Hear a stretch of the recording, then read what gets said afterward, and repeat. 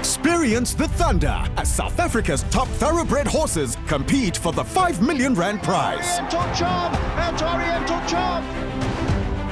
Be dazzled by the fashion as celebrities and socialites compete for the limelight. Feel the pulse as Mzansi's top entertainers enthrall you. Catch the marvels of Mzansi at the Hollywoodbets Durban July.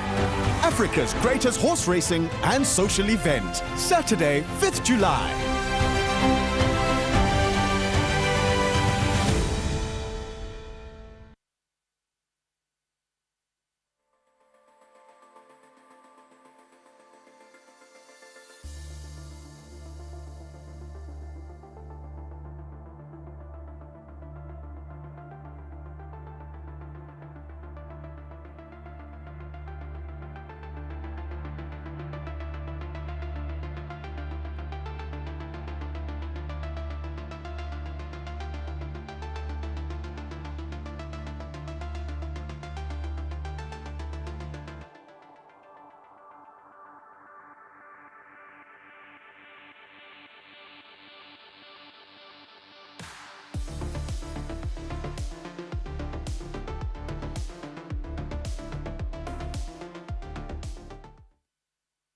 Sun breaks over Hollywoodbets Greyville for the Hollywoodbets Durban July Gallops. There's nothing quite like it. The tradition, the vibe, the fever's all building here and all around the country. And we're really looking forward to bringing you 11 gallops this morning, plus a few pre-recorded gallops, some from Joburg, one from PE. We'll talk about those as the day goes on. Got Warren Linferner, Rachel Venniker downstairs, Craig Peters upstairs as well. We'll be taking you through what we see this morning. But Warren, there's nothing quite like it. When dawn breaks over Gallops Day, you know that it's just around the corner. Yeah, Alistair, what a time to be in Durban especially, and of course for the Hollywoodbets Durban July, the Gallops, there is a fever quite, there's nothing like it really, as you've said, and everybody knows about the Hollywoodbets Durban July. Every shop you go into, every restaurant you go into, everybody's asking for selections. It's on, just July fever all over. Spectacular. To comment on the crowd here this morning from the parade rings, probably not the right avenue to take as far as how many people are here, but I'm actually surprised how many people are here. I mean, people have come, there are more people here than there are for just your average race day this morning. People really want to come and see their horses go through their paces this morning. That's the magnitude of the Gallops, Al. That's the magnitude of the Gallops, and as you're quite right, the people have just been walking in and flooding in this morning, and as you say, we can see that the public alongside the parade ring will get footage from the team of the grandstand earlier on, and there's just, the folks have been here having their coffee and their sticky buns, and the public absolutely adore it. Yeah, which we haven't been able to get because the queues are too long. But thanks for your homemade coffee. We'll give that a little while till we consume it. So this is the state of play. We'll take about an hour for the Gallops. There will be a panel discussion a little bit later on to be hosted by Graham Hawkins. There's some of the faces, the friendly faces at Hollywoodbets Greyville this morning. The Gallopers live here this morning will be Madison Valley, the Real Prince, Royal Victory, On My Honor, Salukwe, Rainbow Lorikeet. 8 on 18 will be galloping sort of halfway through the morning. Okavango, See It Again, Gladiatorian and Native Ruler. And then the pre-recorded gallops, and I have spoken to either a trainer or jockey of the various gallopers up on the half-out or in PE. Oriental Charm, last year's winner, he's been at Reinkiesfontein for the last few months. Atticus Finch, Pomodoro's Jet with James Crawford's Yard, also up on the half-out. My Best Shot, first runner that PE's had since 2004, since Shoes of Silver, so he'll be a very popular entry. Spoke to Adam Trev yesterday about his gallop and his procedure going into the Hollywoodbets Durban July. Immediate Edge, Purple Pitcher, Confederate, Litigation and Son of Raj, the two reserves. And then there will be gallops later on that won't take part in the Hollywoodbets Durban July, but will be on July Day. Double Grand Slam will be galloping under Andrew Fortune over 1,200 meters. Get Impressed, City of Love, who is an entry in the Golden Horseshoe. Intensity likewise. And then Peter Muscat's got 3 gallops, Count of Rowan, Military Command and Jordash. So the first horse out on track this morning is Madison Valley. Gavin Larina's on board. He'll be the big race jockey. And this will be galloping with Shoot the Rapids. Warren, and that doesn't look like Chad Little on Shoot the Rapids. No, it doesn't look like Chad Little at all in the green colours. But Madison Valley, just having a word with Frank Robinson, and we'll get interviews throughout the course of the morning. But having a word with Frank, while he was settling up Madison Valley, this horse is in such a good space as he should be. He's happy with the prep, and having a look at the specimen, he looks so good. He's a handsome horse. This horse Madison Valley by Mambo and Seattle out of Valdivino, and that was a good win last time. So, yeah, the team have got to be upbeat. They're in the race. Lovely for Sid Mudley, who's having his first horse, in the Hollywoodbets Durban July, him and his son Chevet.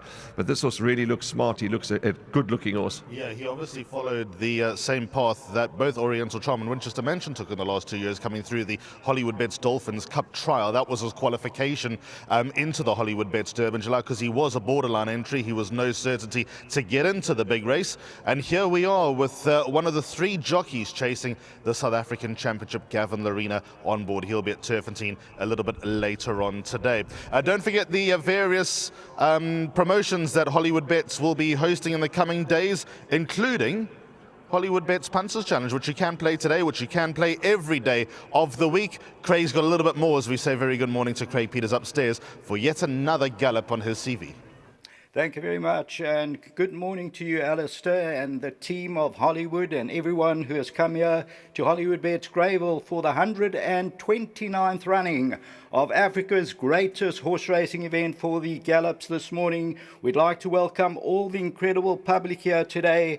Also, a special shout out to our celebrities here today. We have Hollywoodbets Sharks rugby players, Hollywoodbets Dolphins cricketers, men and ladies, the East Coast Radio breakfast team and more, and we hope you enjoy the morning with us. Welcome to the 2025 5 million rand Hollywoodbets Durban July, and of course this all happens on Saturday the 5th of July 2025, where all roads lead to Hollywoodbets Greyville for the 129th running. And as usual, 2 weeks before, 3 weeks before, the atmosphere starts growing. Everybody starts asking, what is happening? What's your tip?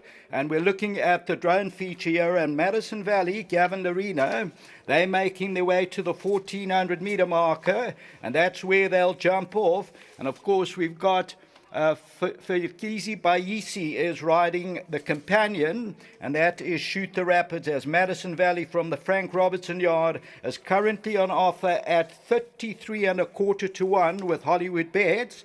So is drawn well, though, is drawn at gate number 2 and wears the blinkers, and it's the Mamba in Seattle. So Madison Valley, of course, that's the one in the blue silks, and is bred by Clifton Stud. The Mamba in Seattle has won 5 out of 19.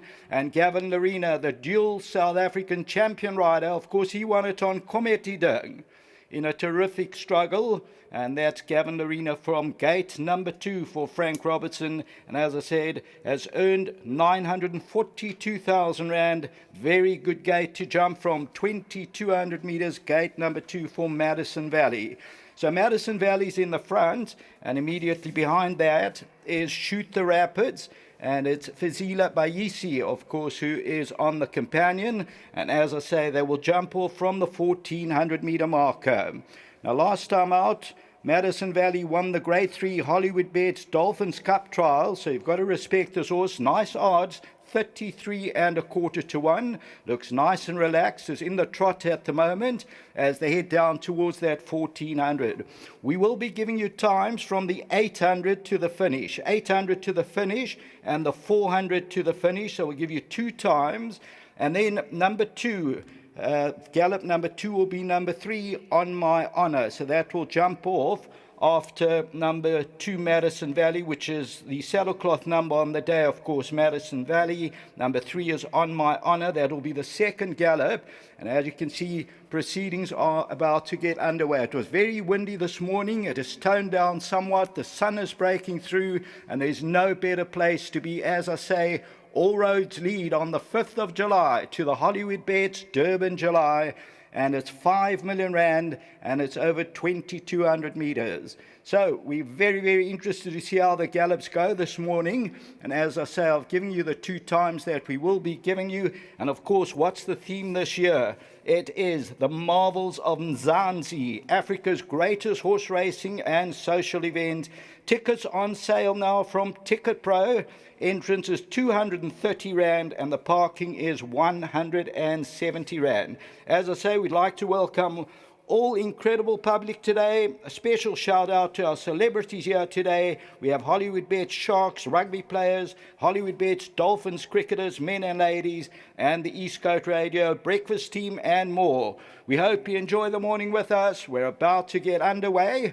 You can see Shoot the Rapids very much on the toes, and Madison Valley, nice, calm and relaxed. That's what you want to see for your big day choice. If you're on Madison Valley, just getting the nice rub down from Gavin Larena. Of course, Gavin, one of the coolest customers around. As I say, he's a dual South African champion rider. He won it on Kometiding. Look at Madison Valley, nice stretched out neck, was on a loose rein, and now they're getting to that 1,400 meter marker. Goes into the trot, and let's see what happens here. Madison Valley and Shoot the Rapids as they get to that 1,400 meter, and they'll send them on the way shortly. I've told you the 2 times, the 800 to finish, the 400 to finish, and we're about to get our first gallop on for the Hollywoodbets Durban July 2025. Here we go. Shoot the Rapids in the green, Madison Valley in the blue. Nice and relaxed early on, not taking hold of the bit. Gavin's got the crop in the left hand, just settling in behind Shoot the Rapids as they move to the 1,200 meter. You can see Gavin actually asked the rider to cross over to go towards the inside. You would have seen he said to the rider, and the nod of the head, to move Shoot the Rapids to lead it now from Madison Valley as they head towards the region of 1,000 meters. And it's Shoot the Rapids, Madison Valley. That's the Mamba in Seattle, bred by Clifton Stud and owned by Mr. Sid Moodley, Frank Robertson, 33 1/4 to 1 with Hollywoodbets.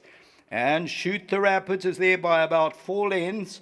Madison Valley's beautifully settled as they move towards that 500 meter region. They'll come around the Dulles into the home stretch, and Shoot the Rapids continues on. Madison Valley, very comfortable just behind it. You'll see the rider in front, Felisa Bayesi, took a clock over his shoulder, and now Gavin Larena decides he's going to go on the inside. They're inside the 400 meter marker. And here's Madison Valley. Head slightly twisted, not asked to do much, is there by about a neck. Shoot the Rapids is in the green past the 200 meter marker. And here's Madison Valley stretching out very, very nicely as they come down to the last 50 meters and stretching like an elastic. Very, very nice gallop for Madison Valley. I'm sure Frank Robertson, Gavin Larena, and Sid Moodley will all be very, very pleased with the gallop of number 2, Madison Valley. And we'll give you those times as soon as they come to hand. Just looking at the slow-mo. On a loose rein is Madison Valley, the 5-time winner from 19, and gets there about 3 parts of a length. So opening procedure, there we're looking at the drone shot. And it is Madison Valley in the blue and the green of Shoot the Rapids to end gallop number 1 for the Hollywoodbets Durban July. As I say, very nice, attractive odds, 33 1/4 to 1 for Madison Valley. So we'll just go down. I've got the times for you first of all. Let me just give you those times. We'll get back to you with those times. Let's go down and join Alistair. So it's the first gallop this morning from Madison Valley, joined now by Rachel Veneker. First things first, let's ask about you. No crutches, that's disappeared. How are you doing? Actually, very well. You know, you'd say I'm striding out quite well, nice and sound. Would like to stride out as well as Madison Valley just did, but we're on our way there. That was my next question. Everyone comes to the Gallops trying to achieve something different. Some are literally showing their well-being, almost parading to show that their horse is still breathing and in the right place going into Africa's horse race, and some are really having a real go. As far as that Gallop is concerned, probably a little bit of broken telephone between the work rider and Gavin, but all in all, gathered up nicely in the end. And did he strike a chord with you, Madison Valley? Yes, you know, he looked out like he moved out beautifully down there. You know, I always like my gallops to be a little bit leave a bit in the tank, and I think Gavin did that perfectly. It's quite difficult for a work rider coming around. It might be his first time, but he did a lovely job. Here's Oriental Charms Gallop. We'll get up to Craig in just a moment, but I did chat to James Crawford yesterday about Oriental Charm. He's very happy with last year's winner of the Hollywoodbets Durbanville. JP van der Merwe did fly up on Tuesday. This is when this gallop was recorded. So JP flew up from Cape Town on Tuesday to work Oriental Charm. He will be traveling down to Durban on Friday.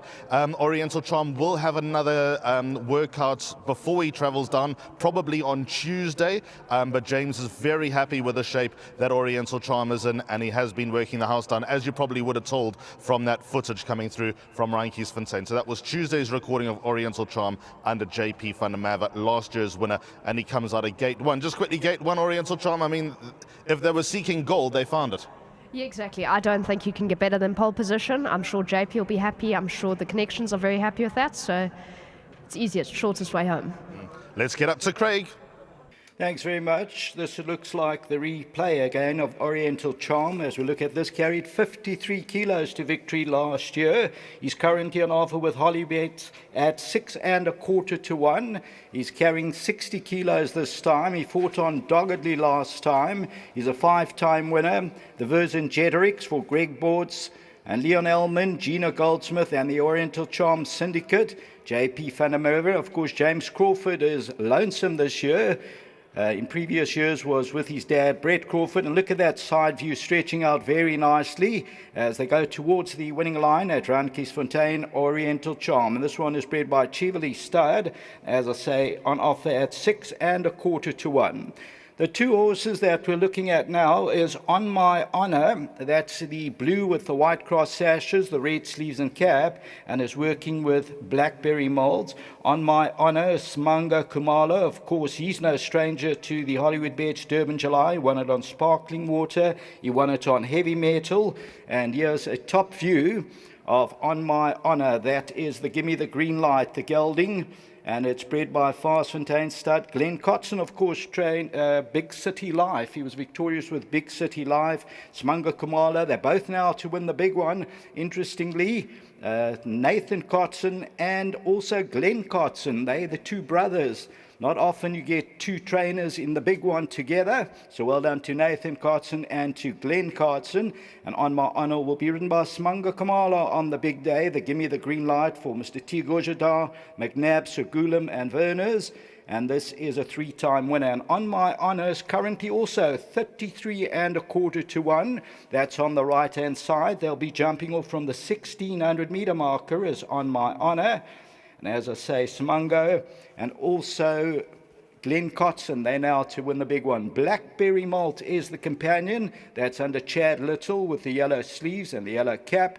They'll start off from the 1600, and let's see how they jump off. Also drawn at gate number 3. Now, over the years, I've spoken to many, many experts, and I'm talking jockeys and trainers. Some of them say draw 1, 2, 3, 4, 5. Very good draws. A lot of them say they don't like the pole position.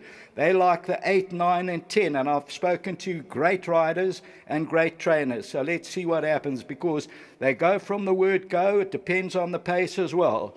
As we look at On My Honor, a little bit heady, so let's see when they jump off. But he's got an expert in the irons in Smango Bling Kumalo, as On My Honor. On My Honor was running on nicely the last time. I called that in the Cup trial over the 1800. Was beaten by Madison Valley and was beaten less than a length last time out and was bumped on that occasion. And this time goes the 2200 meters. So goes at the rise to the 2200 meters for the Grade 1 Hollywoodbets Durbanville. Also, please note that the Hollywoodbets Durbanville returns to the SABC this year and will also be broadcast on SuperSport. Reminder that there will be isiZulu commentary available on all races on Hollywoodbets Durbanville, and you can also stream all the racing free on Gallop TV.co.za. They're heading to the 1600 meter now. As we look On My Honor, nice distinct silks on the big day. You won't lose your mount, and as you know, here in KwaZulu-Natal territory, Hollywood territory, Your horse jumps out of 1 is number 1. They made it very easy for the viewers. Gate 2, they jump out of 2, and On My Honor, of course, will jump out of gate 3 on the big day, and is ridden by Smanga Kamala. So they're getting to that 1500 meter, and they will jump off shortly. Just to give you the first race, the first gallop, we'll give you that time shortly. It hasn't arrived just yet. As soon as we get the times, we will inform you. So Blackberry Malt is in the yellow, and there is the guys who are going to send them down on the radio now, and they're going to jump off shortly. On My Honor and Blackberry Malt, they've passed the 1600, they're at the 1500, and we're ready for some action. On My Honor, as I say last time out, only beaten less than a length, and Blackberry Malt will be on the inside at this stage, getting down now to about the 1400 meter. This is the second gallop of the morning. Both in a trot, talking to each other as Chad and Smango. And they're about to go. Of course, Chad's grandfather, Benny Little, he also, for the Oppenheimers, rode a July winner back in the 50s. And here we go, Blackberry Malt is first to go. And On My Honor, lovely head tucked into shoulders early on. Looks like a rocking horse at this stage, On My Honor. Not going quick. Blackberry Malt, yellow sleeves and cap. Look at On My Honor, strong, nice, lengthy action.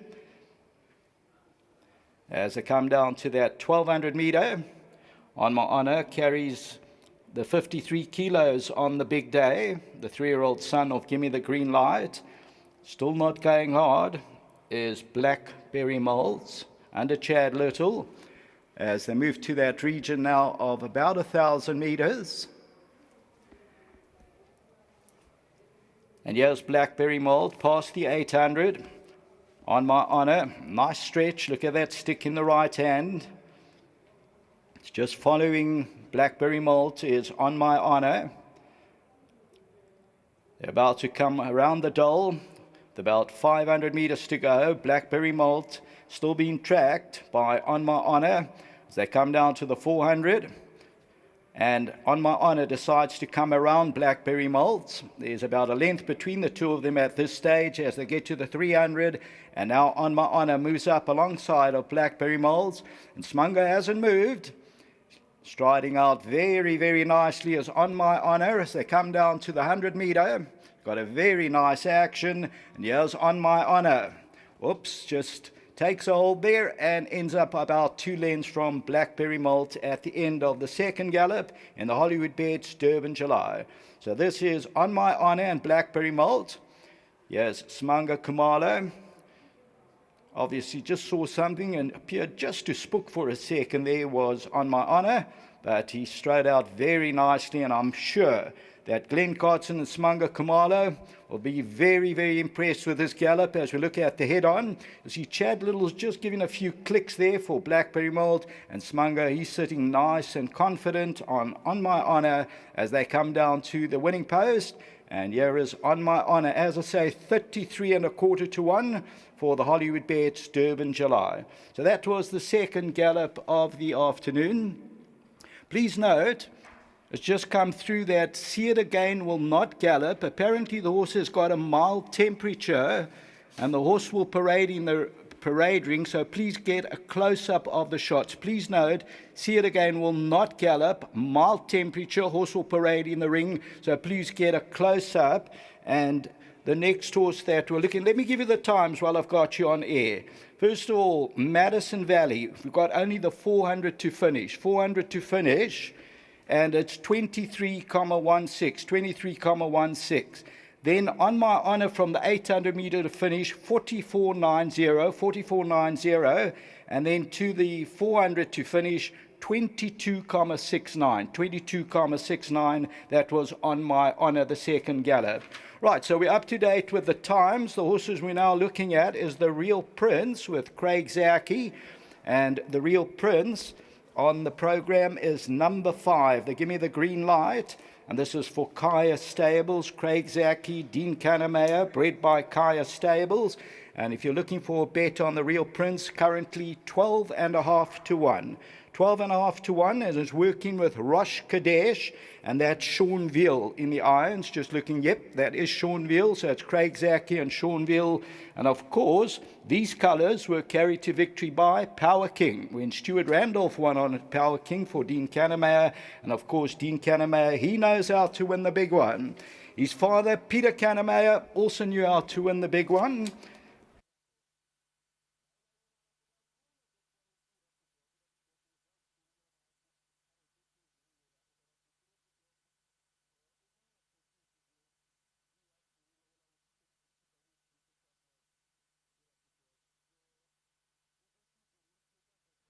So we'll wait for the Real Prince to get to the 1400 metres mark. We'll get back up to Craig in just a moment. On My Honour's about to return.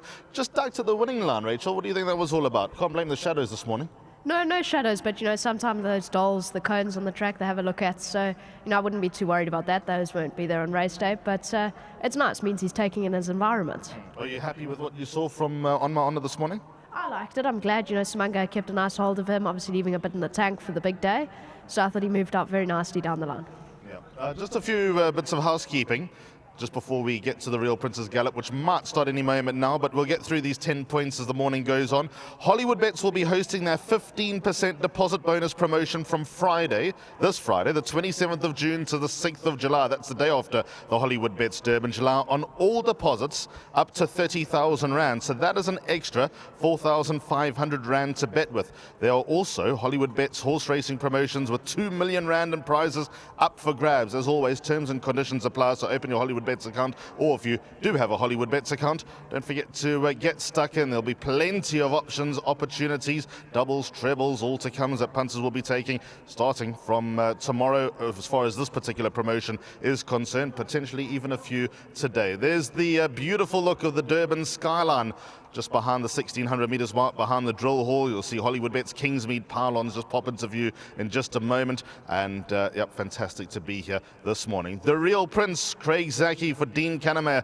Dean, no stranger to winning this race. These colours, no stranger to winning this race. Can Craig lift that sash? Let's get up to Craig for the third gallop this morning.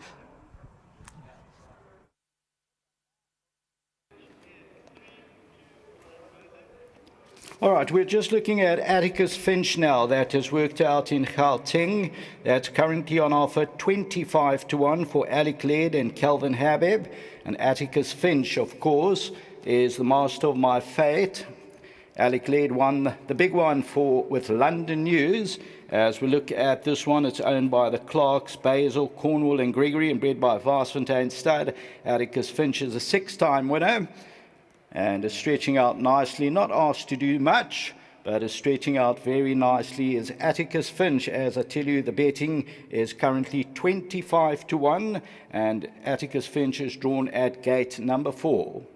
Right, here's number 5, the Real Prince. They give me the green light. We've spoken about Dean Kannemeyer. Of course, he won it with Dynasty Dean Kannemeyer. He won it with Eye of the Tiger. He won it with Power King. And his dad, Peter, he won it with Over the Air.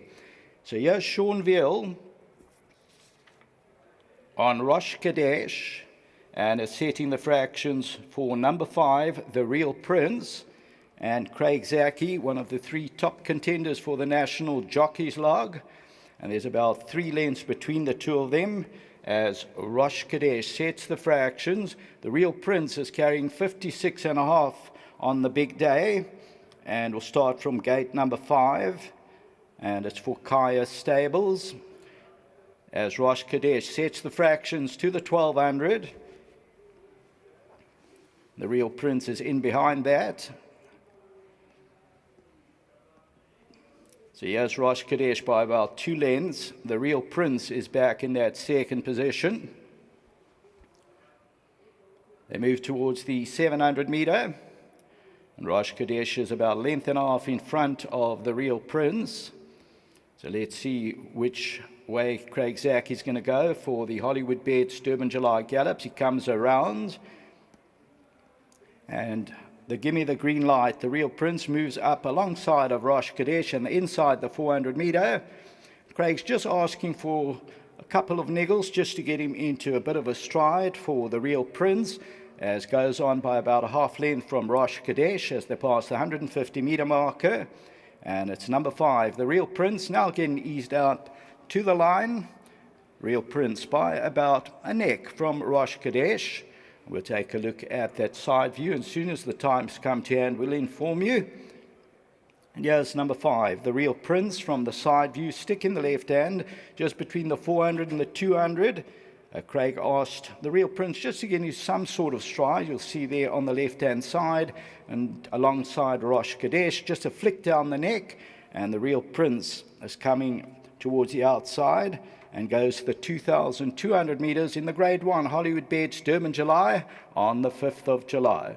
So that is the Real Prince, number 5, and along the inside is Rosh Kadesh, and we've got some times for you, and these are the times.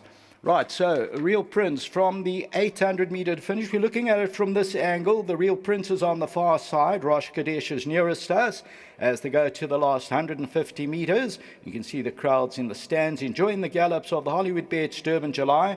And then let's just get the times here. The Real Prince, 800 metre to finish, 47.50, 47.50, and the last 400 metres in 22.99, 22.99. And here we're looking at number 15, and that is See It Again. And Raymond Danielson. So just to look at See It Again, Michael Roberts, Raymond Danielson, the 60 kilos. Actually, Raymond is mounting up on See It Again, the twice over for Nick Johnson and Drakenstein Stud.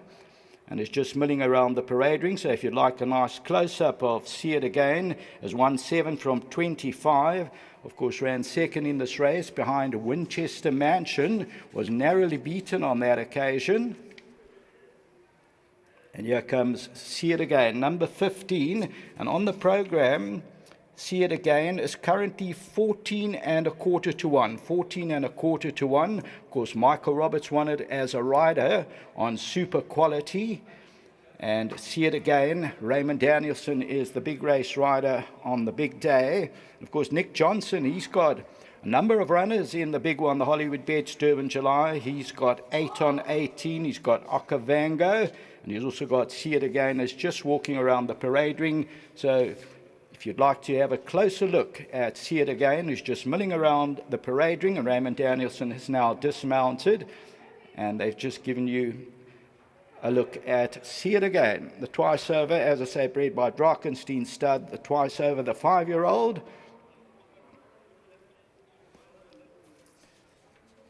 And here we are looking at Pomodora's Jet for James Crawford and Callan Murray, number 8 on the program. This was also for the Kaya Stables. And My Best Shot, Pomodora's Jet. And Mahudla will ride this horse on the big day for James Crawford, 55.5 kilos. And there, nice view of Pomodora's Jet. The Pomodoro, of course, Pomodoro himself won the Hollywoodbets Durban July. Just getting a few shakes as they get towards that winning line. As Pomodoro's Jet, number 8 on the program. Pomodoro's Jet currently 50 to 1. 50 to 1 for Pomodoro's Jet. Here's Royal Victory. That's the next horse we're looking at. Nathan Kotson and Muzieni. They will jump off from the 1400. They'll work with Mexican Pete and Daryl Daniels. That doesn't look like Daryl Daniels though. So it's going to be Royal Victory, Nathan Kotson, Muzieni. Both horses wearing blinkers. On this occasion, Royal Victory is just equipped with blinkers. Is it Royal Victory? Yes, it is. It's number 17 on the card. The Path Fork, Muzieni, Nathan Carson. All right, so we're going to just hand down to Alistair for the moment. Thanks, Craig. Yeah, we'll give you a little break while Royal Victory makes up his mind where he wants to go. He'll be making his way to the 1400. So just a report back from Pomodoro's Jet. Chatted to James yesterday. They gallop over 1400 metres under Callan Murray. James is very happy with Pomodoro's Jet. He'll be travelling on Friday as well with Oriental Charm. Why wouldn't he? Atandiwe Mgudwa will be making his way up to the Halfveld on Monday night to give Pomodoro's Jet his final workout on Tuesday morning at Randfontein. Atandiwe is the man to take the ride on the big day, and it'll be his first spin on Pomodoro's Jet, I believe, and that will be his last workout. Will be on the dirt on Tuesday before he makes his way down to KZN on Friday. James is very happy with the shape that Pomodoro's Jet has been in. He said he's fit enough on the back of not having a prep, or what looks like he hasn't had a prep, and he'll be cherry ripe coming into the big day. Rachel, we just saw the Real Prince. He's such a flashy horse, isn't he? That was an impressive gallop. He really is. You know, I love that the whole family of his. It's really lovely. He stretched out nicely down the way there, and you know, it's dark horse in the race. I'm quite interested to see how he goes. If he stays, he could very well be the one, but will he stay? That's the big burning question. The Hollywoodbets Punters Challenge is now open for Hollywoodbets Durban July Day, where there is 750,000 Rand up for grabs, and that must be won in this free-to-play competition. There is also a share of 20 million Rand up for grabs for those who can predict all 12 winners on the card. See how close you get. Take your picks now. All you need is a Hollywoodbets account, free to play. Terms and conditions apply. And the official Hollywoodbets Durban July panel preview shows will premiere on SuperSport and SABC on Wednesday the 2nd of July at 8 p.m. For the first time ever, there will be an English as well as an isiZulu show. Panelists for the English include Mike de Kock, Justin Snaith, Kabelo Matsanyani, Richard Fourie and Anthony Delpeche. And the isiZulu show will feature Samanga Kamalo, Muziani, who's currently on Royal Victory, Atandiwe Mgudwa, Bowen Obo, Sanele Munu, and will be hosted by Ndumiso Ngadi. It will also be shown on Gallop TV and the Gallop TV YouTube channel. So plenty of discussions, plenty of reasons to listen up, get your favorite panelist, your favorite pundit, see what they have to say leading into the Hollywoodbets Durban July. Rachel, what's Royal Victory up to? Is he always this incalcitrant? As I believe I'm not mistaken, but I think he can be quite a difficult horse like that. You know, it kind of looks like he just wants to take in the view of the sunrise. I'm sure he'll get going shortly, but I do seem to remember him being a bit difficult at home as well like this, so it's nothing to worry about. Now, you know see it again quite well. He did not gallop this morning. He just paraded, just wrapped in cotton wool going into next Saturday. Do you know anything that perhaps we shouldn't? Mild temperatures, obviously, the report back, but just a precaution rather than sort of sending him out and doing too much and potentially sending him over the hill? Yes, 100%. You know, I think that's all it is. It's nothing to panic about, but we're doing the right thing, just letting him relax today. I'm sure he'll be backfiring very soon. Well, what we might have here is a race between Selukwe and Royal Victory, because Royal Victory is still having a good hard think about galloping this morning, and Selukwe is at the same point where he'll be launching from. Selukwe from 1200 and Royal Victory from the 1400 metres mark. Royal Victory is galloping with Rolo the Viking this morning, and Selukwe, as far as I know, on his Pat Malone. We'll get back up to Craig and tell us a little bit more about what's happening at the corner of the track. All right, so Royal Victory, they're just trying to get it into its stride. I'm wondering if it isn't just because horses equipped with blinkers today, but as Rachel said, he might have a tendency as we look at the fashion. But Royal Victory, anyway, is probably going to be the next horse to gallop. And Royal Victory is currently on offer at 20-1. All right, so it's working with Rolo the Viking, Dazan Low. Shoot the Rapids with Rolo the Viking.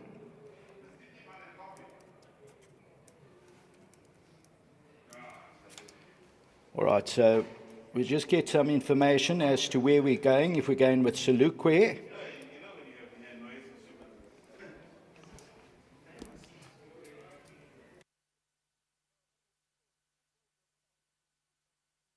All right, I believe we're going to go with number 6 first. Selukwe, Andranel, Sereno Moodley, working on its own. And this is another Pomodoro for Sabine Plattner, also bred. It's won 6 races. Andranel, number 6, Selukwe, is currently on offer at 16.5-1. Ran on strongly last time out to win the Grade 3 World Sports Betting over 1900. And on that, well, Serena Moodley has ridden it in its last couple of starts, the 6-time winner. Looks very nice and trimmed is Selukwe. Feet out the irons currently for Selukwe. And this is going to work from the 1200 meter marker lonesome. So we'll work on its own from the 1200 as Selukwe. And Serena Moodley is also banging form currently. Of course, just while we wait for Selukwe to break into the gallop, the winning form for this year's Hollywoodbets Durban July is available for sale today here at the Gallops. Look out for the winning form ladies and their sales desk in front of the grandstand. The cost is 25 Rand. Gallop form is also available for purchase for 30 Rand. And remember, all the winners are in there. The winning form available here at Hollywoodbets Greyville. We're looking at Selukwe, the 6-time winner, proving to be consistent. Over 1950 at Scottsville, set the pace. And then the next run over 1750. And then last time out ran on really nicely over the 1900. And here's Selukwe, a nice long son of Pomodoro, a little bit heady. So let's see how Serena's going to play this one. Working on its own. Nice brisk air at the morning here. Carries the 54 kilos on the big day as Selukwe. Heads towards the 900 meter region. Has won 6 from 23. It's going towards the 700 meter region now. Starting to stretch out nicely once you get hold of the bit. Throwing out those front legs very nicely is Selukwe. On our next gallop for the Hollywoodbets Durban July. Turning into the home stretch, comes towards the outside, coming towards the 400 meter marker. Very alert is Selukwe, interested in that Hollywoodbets Greyville stretch as they come to the last 200. Gets a flick down the neck, and Serena's just asking this one to stretch as they come down to the last 100 meters. And stretch he does. He comes down to the last 50, and here's Selukwe, another of the gallops that will be very, very, very pleasing to Andre Nel, Serena Moodley, and of course Sabine Plattner. As you look at this from the side, and you'll see Selukwe stretching out very, very nicely as they come to the business end. Worked from the 1200 meter, as I say, with Hollywoodbets, 16.5 to 1 for Selukwe. Starts off from gate 6. Got just a couple of niggles, and then he eases it down towards the line again for number 6, Selukwe, for the Grade 1 Hollywoodbets Durban July, 2200 meters, 5 million. And that's, of course, on Saturday, the 5th of July. We look at it from the drone perspective, and here's Selukwe working on its own towards the outside of the track. And I've got the times from the 800 to finish, 48.10. 48.10, and the last 400 meters 23.10. 23.10. That's for the 400 to finish, and that's for Selukwe. We come to the only filly in the Hollywoodbets Durban July, and this is Rainbow Lorikeet, the Kirari, and this one's for the Yuppie Syndicate. Diego de Gavello is the big race rider for Candice Bass-Robertson. Of course, Candice, the first lady ever to win the Hollywoodbets Durban July when she saddled Mara Naresco. And this is number 7 on the program, Rainbow Lorikeet. And Rainbow Lorikeet currently on offer 50 to 1 with Hollywoodbets, 50 to 1 for Rainbow Lorikeet, the only filly in the race. You can see that car park is packed to capacity for the Hollywoodbets Durban July Gallops. And we'll get back to Rainbow Lorikeet shortly. We'll jump off from the 1400 meter marker. Diego de Gavello, of course, looking for his first win in the big one. Of course, on the big day, there are 12 races on the program. The first race will get off 11:45, and the last race 19:40. Let's join Alistair. Thanks, Craig. Just got Justin Snaith here with me. He's got a few horses galloping in just a moment. Justin, like I said earlier on, everyone comes to the gallops trying to achieve something different. Some people just want to show their horses breathing. Some really want to show off and have their last big workout. From your 3 horses today, what are you just hoping to see this morning? trying to get on the track at the moment. to be honest, we've had to put our horses away. So it's a big moment. For punters, this is huge because the race is won and lost. Watching horses that I think punters can pretty much say they've done their dash today. Is 8 on 18's Gallop this morning important? Absolutely. Every time he steps on a track, it's important. He's a horse with a bright future, and we're trying to manage it well. But this race is always it's a rough race in a certain way, and I've always said it's the best race to win in South Africa, but certainly the worst race to lose. So let's hope it goes well and we can get on the track and show what he's about. We'll talk more to you on Monday for the panel discussion, the official panel discussion. Here's Rainbow Laura Keat. She's taken a cue out of Royal Victory's book. Right, here's Rainbow Laura Keat. That's ready to jump off from the 1400, and here we go. Diego de Gouveia turned the filly around. Looks like a rocking horse at this stage, sticking the left hand, nice and relaxed, is Rainbow Laura Keat, the Kirari, bred by Wilgebus Drift and Maritz Fontaine. Candice Bass-Robertson, as I say, won it with Mara Naresco, the first lady ever to win the Hollywoodbets Durban July. Carries 53 kilos on the big day, and this horse has won 6 out of 20. Nice attractive odds with Hollywoodbets at 50 to 1 is Rainbow Laura Keat. Of course, Candice's father, the great Mike Bass, he won it many times and was the trainer of the great Pocket Power, of course, when dead eating with Dancer's daughter, Justin Snaith. And yeah, we're looking at Rainbow Laura Keat at the moves towards the 700-meter region. Stretching out nicely, throwing out those front legs as they come to the entrance of the straight at the 500. And let's see what Diego's going to ask. Of course, starts from stall gate number 7, changes his stick to the right hand at the 400. And the filly, Rainbow Laura Keat, another flick down the neck, but confidently ridden. Gets to the 200-meter marker. And here comes Rainbow Laura Keat, another with nice, distinct silks. Gets down to the last 50 meters. And also another one stretching out very nicely at the business end. That's number 7, Rainbow Laura Keat. Looking at it from a different angle, still high in the saddle was Diego de Gouveia as he eases the filly down. And she's a 4-year-old filly by Kirari. Looking at the head-on, she goes the 2200 meters on the 5th of July. Of course, just one flick. And that will be another one. Very nice workout for Rainbow Laura Keat. All right, we're going to My Best Shot. We're going to take a look. Here's My Best Shot, and it's Alan Greev and Chase Majan in the irons. My Best Shot. And that is horse number 9 on the big day. The Fire Away, Chase Majan, Alan Greev, bred by Fontaine Stud. Host of owners, Nick and Vel McFall, the Blanks, Pia, Utahs, and Mr. and Mrs. Greev as they get to the last 200 meters or the last 300 meters. And the 3-year-old My Best Shot, a 10-time winner. And look at that form line of the last 6-7 runs. 300 meters to go, and My Best Shot comes home nicely here. My Best Shot currently 33 1/4 to 1. 33 1/4 to 1.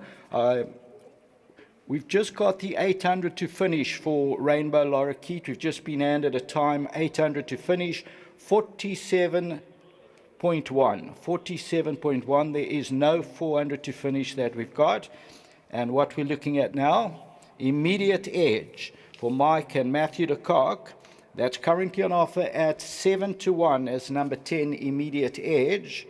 And this is the Versen Jedrix, bred by Shadwell Stud. And this horse has won 4 from 6. And Callan Murray rides on the big day.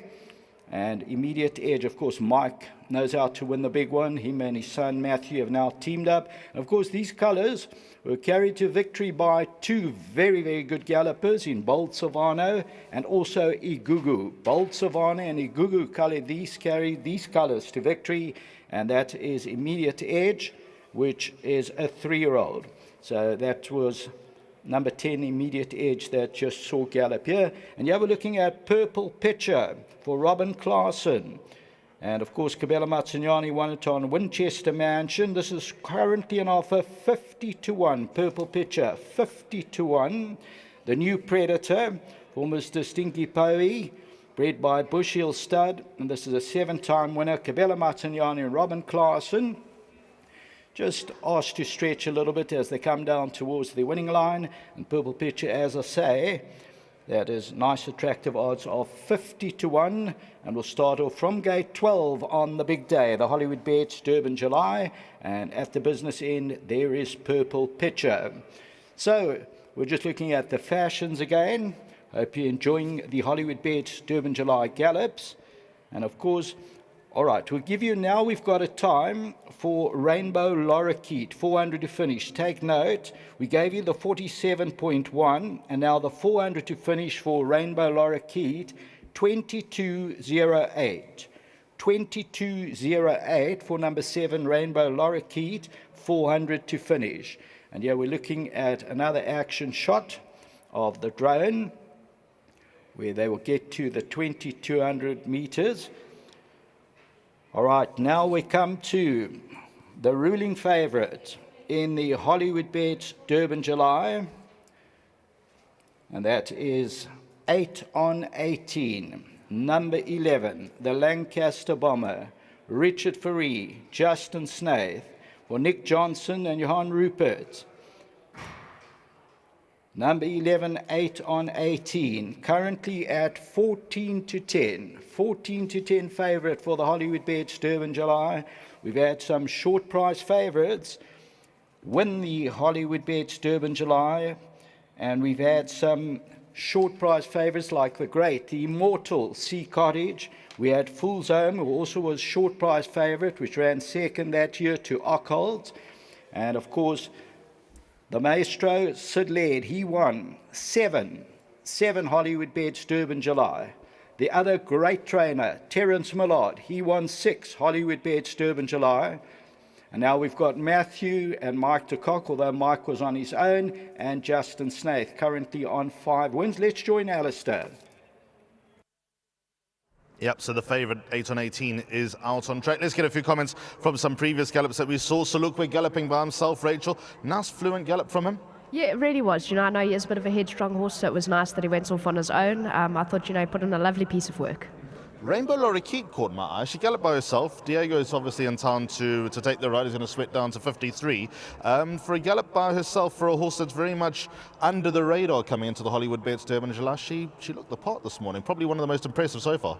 Yes, I must say so. She moved out beautifully there, and she, I've always had her eye on her. I've liked her since she sort of first started winning down in Cape Town, and she could very well be a dark horse with that kind of work. Yeah, she's a great story for the owners, for the Yuppie Syndicate, which of course is run by Zach Block. He's got a whole lot of his young friends involved in Rainbow Lorikeet. They are sick for racing, not knowing too much about it just 18 months ago, and here they are with a Hollywoodbets Durban July runner. Just some comments from upcountry. My best shot, we saw Chase Morjan galloped him on Friday before races at Fairview. He'll be arriving in Durban. This is the horse. My best shot will be arriving in Durban on Friday this week, next week rather, just the day before the Hollywoodbets Durban July. Alan's very happy with him. He'll have another workout just before the Hollywoodbets Durban July, but he is in very good shape apparently back in Aberga, and Alan's very proud and very pleased to be representing the Eastern Cape this year. And there wouldn't be a dry eye in the house if he were to get the job done. Then we saw Immediate Edge. Interesting story with Immediate Edge. That was a canter here, Rachel. Yes, I thought so. I thought I might be a bit confused sitting here. Okay, so this is the story with Immediate Edge, bit of broken telephone. I thought Immediate Edge would be in Durban, but alas, his last run was in Joburg. He stayed in Joburg, obviously. He'll be travelling down next Friday. He'll be getting in 24 hours before the Hollywoodbets Durban July. And no one had reached out to Team de Kock, obviously assuming that he'd be galloping here this morning.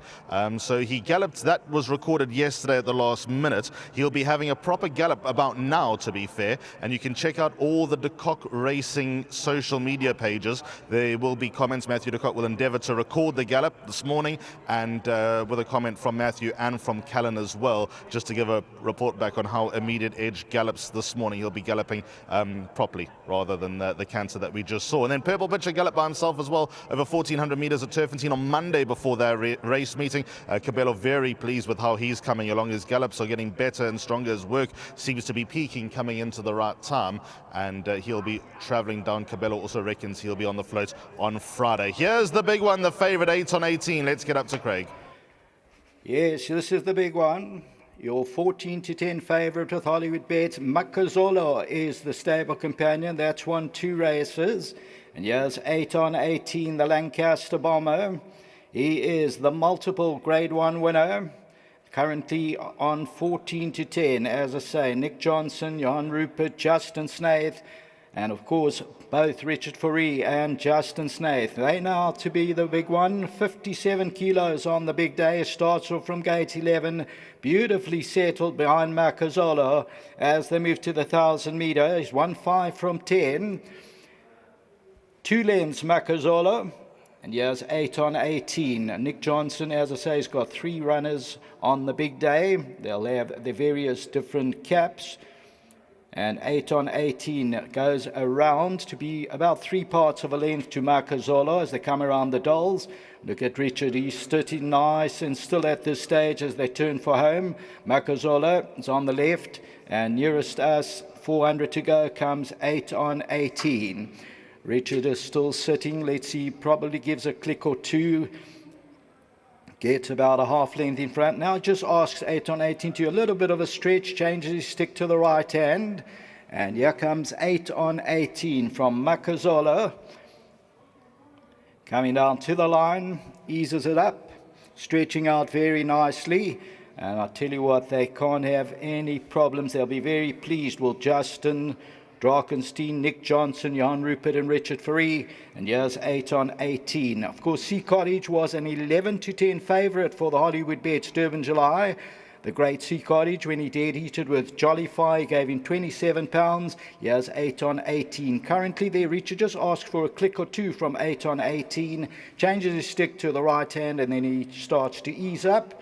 And this is the favourite, number 11, 8 on 18 for the Hollywoodbets Durban July. All right, we're getting back to Royal Victory. Royal Victory worked with Rolo the Viking, Royal Victory Nathan Cartson and Muzieni. The blinkers are removed. Take note of that. First had the equipment on and then the blinkers are removed. And Muzieni, 59 kilos on the big day for number 17 Royal Victory, starts from that gate 17, and Rolo the Viking is leading it by about 3 lengths. Muzieni looking for his first big one in the Hollywoodbets Durban July as they turn into that home stretch, and Rolo the Vikings about 4 lengths in front of Royal Victory. Royal Victory has won 5 from 26.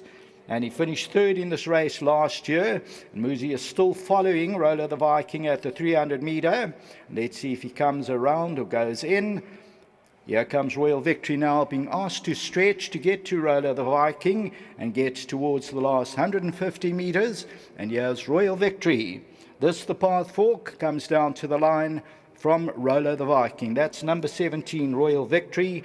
And Royal Victory, of course, on offer at 20-1 for the big day for the Victors, the Visas, and the Business Solutions. And just looking at it from this view, and here is Royal Victory coming down to the business end. And I'll just give you that time on 8 on 18.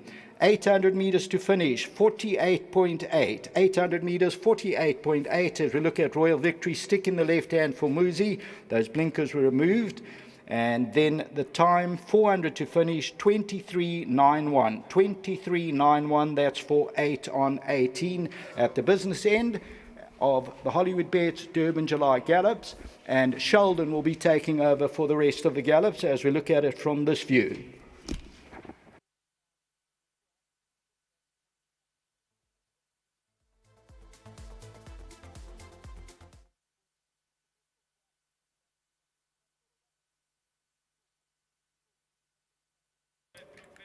Thanks very much. As Confederate is the next gallop which is taking place, a 25-1 shot from the Fabian Habib stable, and of course is number 19 a reserve runner, or 14 Confederate, Fabian Habib, Warren Kennedy will draw 14, so it's not a reserves runner. Litigation and Son of Raj are the two reserve runners, as there is another runner coming out with Andrew Fortune, and that looks to be Okavango with the black cap. So just getting back to number 14, Confederate, a 25-1 shot from the Fabian Habib stable. And of course, lovely to have Warren Kennedy back in the country, and he'll be taking this individual through big race day. Next up is Litigation. We're mentoring the reserve runners. This is the first of the reserve runners. If there is a scratching, will come in, and Litigation is from the very powerful Sean Terry stable. Calvin Habib taking him through the paces with Don't Cry For Me, Malaseda Kachedi. But as you can see, Litigation doing it very cool, calm and collectedly on the inside, and going very great guns the last 200. And this is, of course, Sean Terry. And this number 19, Litigation, from Messrs. Verners, Wilson, Pippa Mickleborough, as we have a nice side-on shot there coming inside at what looks to be the last 400 metres or so, and just taken through their paces. You can see it's nice and chilly there in the mornings, and obviously the horse is feeling it as the stable companion moves right up alongside, and that is Don't Cry For Me. Next up, we have Okavango. Let's hand down to Alistair. Thanks, Sheldon. We'll get straight back up to you, I'm sure. Just quickly, those gallops that we saw, Confederate was ridden by Warren Kennedy. That gallop was on Monday just before races at Turfentine. Gallop by himself over 1,400 metres on the dirt. He'll have another dirt go early next week before he arrives in Durban next Friday. That will be his travel date. Fabian Habib kind enough to chat to us, and then we just saw Litigation number 19 on the card, the first reserve. Okavango's on his way under Andrew Fortune at the moment, nice and even, expecting to come past the grandstand, stretching out beautifully. Here's Sheldon to describe it all. Thanks very much, Alistair. Looking at Okavango, number 13. This is a Master of My Fate, another one for the Nick Johnson team. And this individual certainly has risen to the occasion. Ran fourth to Salukwe in the 1900 and a third behind 8 on 18 when staying on in the finish. And that was the Daily News. Grade 1, Okavango, Justin Snaith, Andrew Fortune, 54.5 kilograms on their back. Just gives him a little niggle or two as he's just losing a little bit of concentration, and obviously enjoying the scenery here at Hollywoodbets Greyville this morning. And there you can see Andrew Fortune, that slight little niggle, and that's his customary style. As you'll notice in a lot of his finishes and a lot of his races, he just keeps the horses together. He allows them to build the momentum, and Okavango, he certainly gets the best out of them. Whether they get beaten a short head or win a short head, Andrew Fortune, he gives it a full go, and he just keeps them balanced and then gives them a few flicks with the stick. And here we're looking at Okavango, fourth and third, and this is a horse who will jump from stallgate number 13. Just looking at the current odds of 20-1, Andrew Fortune will be looking to make history and win the Hollywoodbets Durban July as number 13, Okavango. The number lucky for some, unlucky for others. Could it be lucky on the big race day? There's Okavango going through his paces, and still a lot to come from this individual. Here's a nice side-on shot of Andrew Fortune and Okavango sporting the black skull cap and just being kept together. And there you can see that customary pat on the neck from Andrew Fortune. He's got hands of gold. There's not too many that can match Andrew Fortune when it comes to balance, etc. And this is his riding style. So if you know Andrew Fortune, you know exactly what you're going to get. And he has a nice head-on shot. He gives him the seal of approval. And my boy, you've done it this morning. That's the words from Andrew Fortune. And I'm sure they'll be over the moon with this workout. 800 to finish, 48.7. Okavango, 48.7, as we get the drone shot there as they go past the winning post.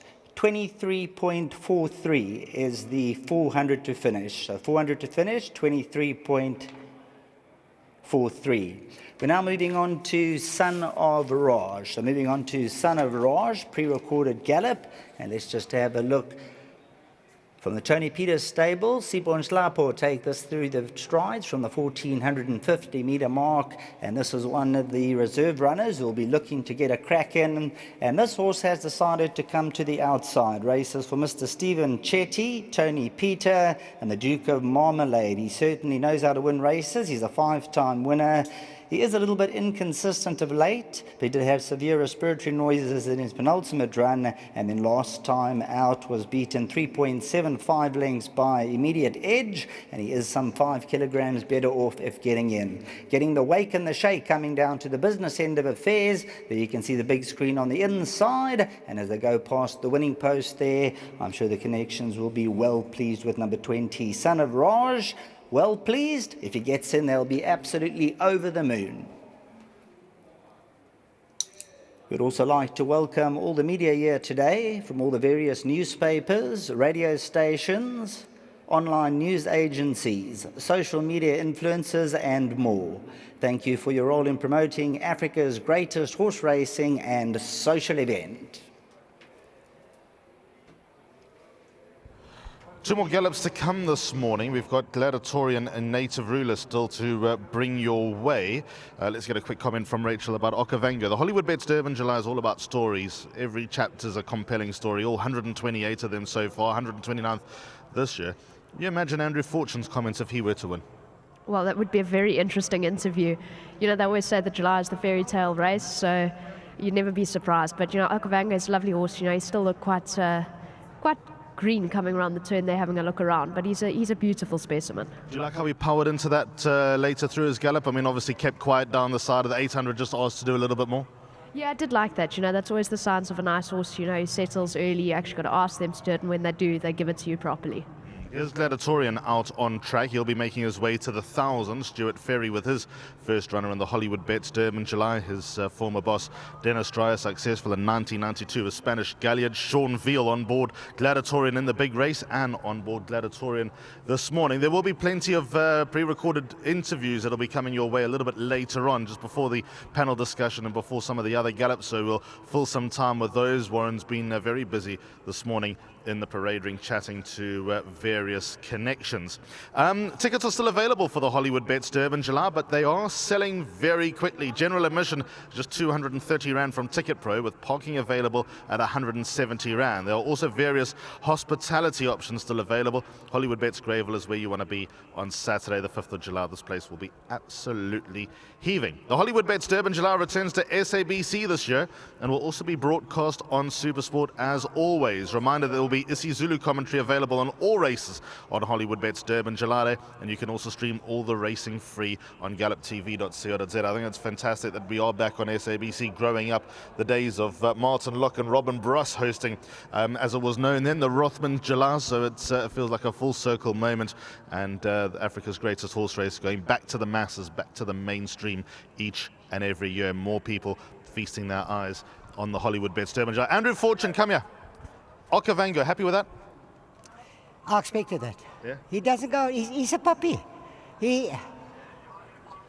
I knew he was going to do that if he hasn't got a companion. I was quite happy with that. He stretched well. Good horses, they don't have to come and show it here, not on their own. I've never seen a good horse burn the track up on their own, having a gallop like that. Variety Club, Dynasty, Bush Telegraph. When you put them with a companion. You've aged yourself there with Bush Telegraph. You impressed me with the first two names.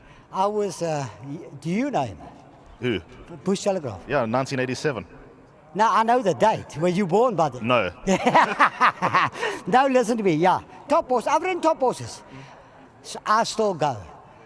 Unless something drastically happens to 8 on 18. He's by miles the best horse in the race. I haven't ridden Greg Boltz's horse. He drew one, so that does make him a danger. Whatever beats 8 on 18 will win the July. Thank you, Andrew. Okay. Now what are you looking at? Come to steal my notes. So Gladiatorian's on his way to the 1,000 meter mark. Just a few pieces of housekeeping to report back on. We'd like to welcome all the public here today and all those that are watching. Special shout out to the celebrities here today. Those that play for the Hollywoodbets Sharks and the Hollywoodbets Dolphins, men and ladies, and the East Coast Radio Breakfast team and more. We hope that you have been enjoying the morning with us, enjoying the broadcast, enjoying the gallops and all the stories that come with it. Let's get up to Sheldon. Gladiatorian breaks into stride. Thanks very much. As we see Gladiatorian, he's going to be the gladiator on the day. He's going to be looking to rule the party, and on a nice, even, loose rein. Gladiatorian, of course, Stuart Ferry, a big moment for him, having his first runner in the Hollywoodbets Durban July. Jockey Sean Veal, they'll be shouldering the 60 kilograms. And I'm not perturbed by the 16 draw. He's a horse who's going to be sat on, going the 2200 metre trip for the first time.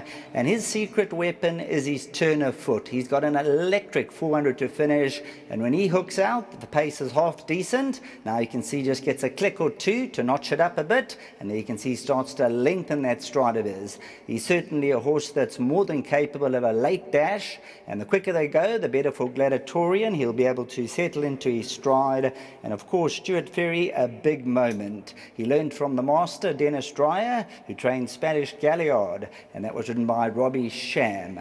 Now Gladiatorian asked to run, coming to the 300 metre marker. We're not yet to play games this morning, Sean Veal says, and Gladiatorian now takes the bull by the horns, and he starts to really stretch out in devastating style. Look at Gladiatorian, 16 to 1, definitely worth those odds, and this could be the shooty in the pack. Obviously the favourite, very, very tough to beat, but Gladiatorian for a host of connections. There you can see Sean Veal's now taking a double hold, and he's going to go every inch of the 2200 metre trip. He's gone 1750 before, and of course he won the drill hall. He finished just behind Dave the King when third last time out, and he must be a huge contender. There's the head-on shot of Gladiatorian. You'd have noticed Sean Veal asked him to do a little bit of work, and the work he certainly did.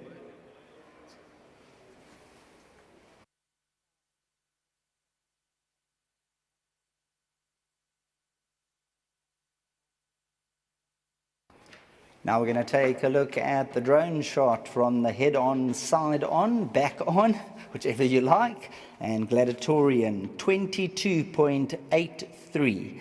22.83, that 400 to finished. So he's asked to quicken up by Sean Veal. There you can see coming towards the winning post. And this is where you want your head to be in front and the riders to certainly clock over his shoulder and see the rest of his opposition in his wake. So there's the movement from Gladiatorian this morning, and I'm sure all the connections and everybody concerned, this could be the roughie in the pack. Gladiatorian, quite a bit of value there.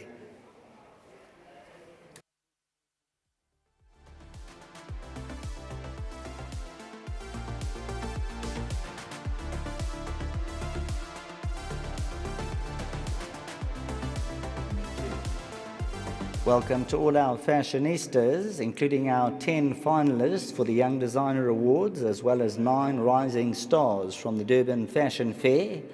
You can view all the incredible models and outfits on the grass in front of the grandstand. Plenty of activity. Let's go down to Alistair. Just joined by Chad Little, who would have swung a leg over most of these horses that are running the Hollywoodbets Durban July. You don't have a ride, so I can ask you straight. If you could choose any ride of the 18+2 reserves, who would it be? I would like to go with 8 and 18 on my honour and the Real Prince. Thank you. Have you got any more gallops to do this morning? I've got one more. I'm going to gallop, get impressed now from the 1200, and let's see how it goes. Yeah. Yeah, thanks, Chad. Thank you. Rachel, I know that you obviously have ties with Seat again as Native Ruler gets into action. We'll bring Rachel back into the picture after this. Native Ruler, the last Hollywoodbets Durban July gallop this morning.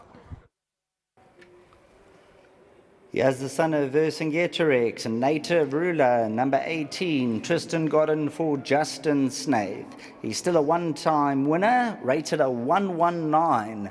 So probably the highest rated one-time winner in the country. Native Ruler runs for Messrs. Greg Bortz, Gujadar, Segulam, Gina Goldsmith, and Justin Snaith will be looking for a tip-top performance from Native Ruler. 54 kilograms on the back. Will jump from Storgate number 18.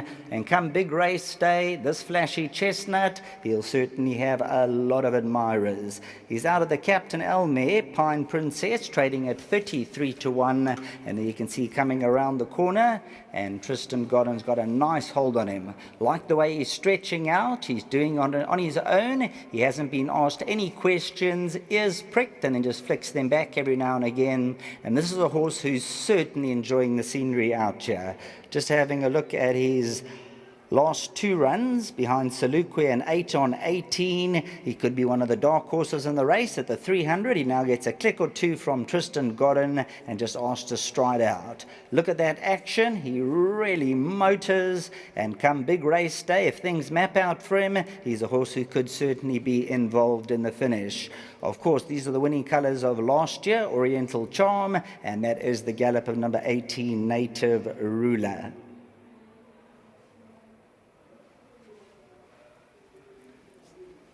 Tristan Godden now taking things a little bit quieter, coming to the last 100 metres on the Vercingetorix. Native Ruler, number 18, 8 runs, 1 win, 2 seconds and a third. Finished 4th behind 8 on 18 last time out.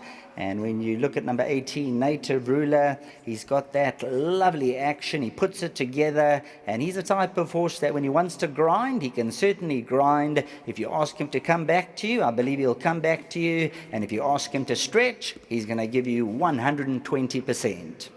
Here's a lovely shot of that action moving along. Native Ruler and Gladiatorian. Gladiatorian's 400 to finish was 22.83. 22.83, and then Native Ruler, the 800 to finish, 47.1, and the 400 to finish in 23.59. And that is the last of our Hollywoodbets Durban July gallops. There will be some other gallops taking place later on, the likes of Double Grand Slam, Get Impressed, City of Love, Intensity, Count of Rowan, Military Command, and Jordash.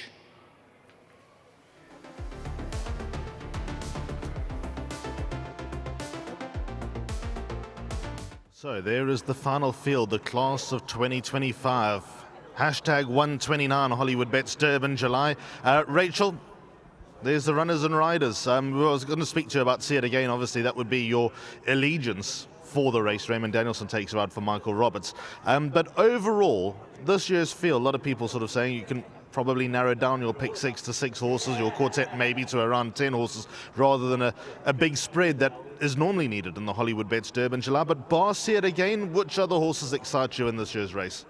So, you know, as usual, the July field's always a magnificent spread, most exciting. You know, of course, if I couldn't have See It Again, he's so special to my heart. Of course, you have to look at a horse 8 on 18. I wish my leg was all right just to, you know, have a feel of him at home even, because he looks magnificent to ride.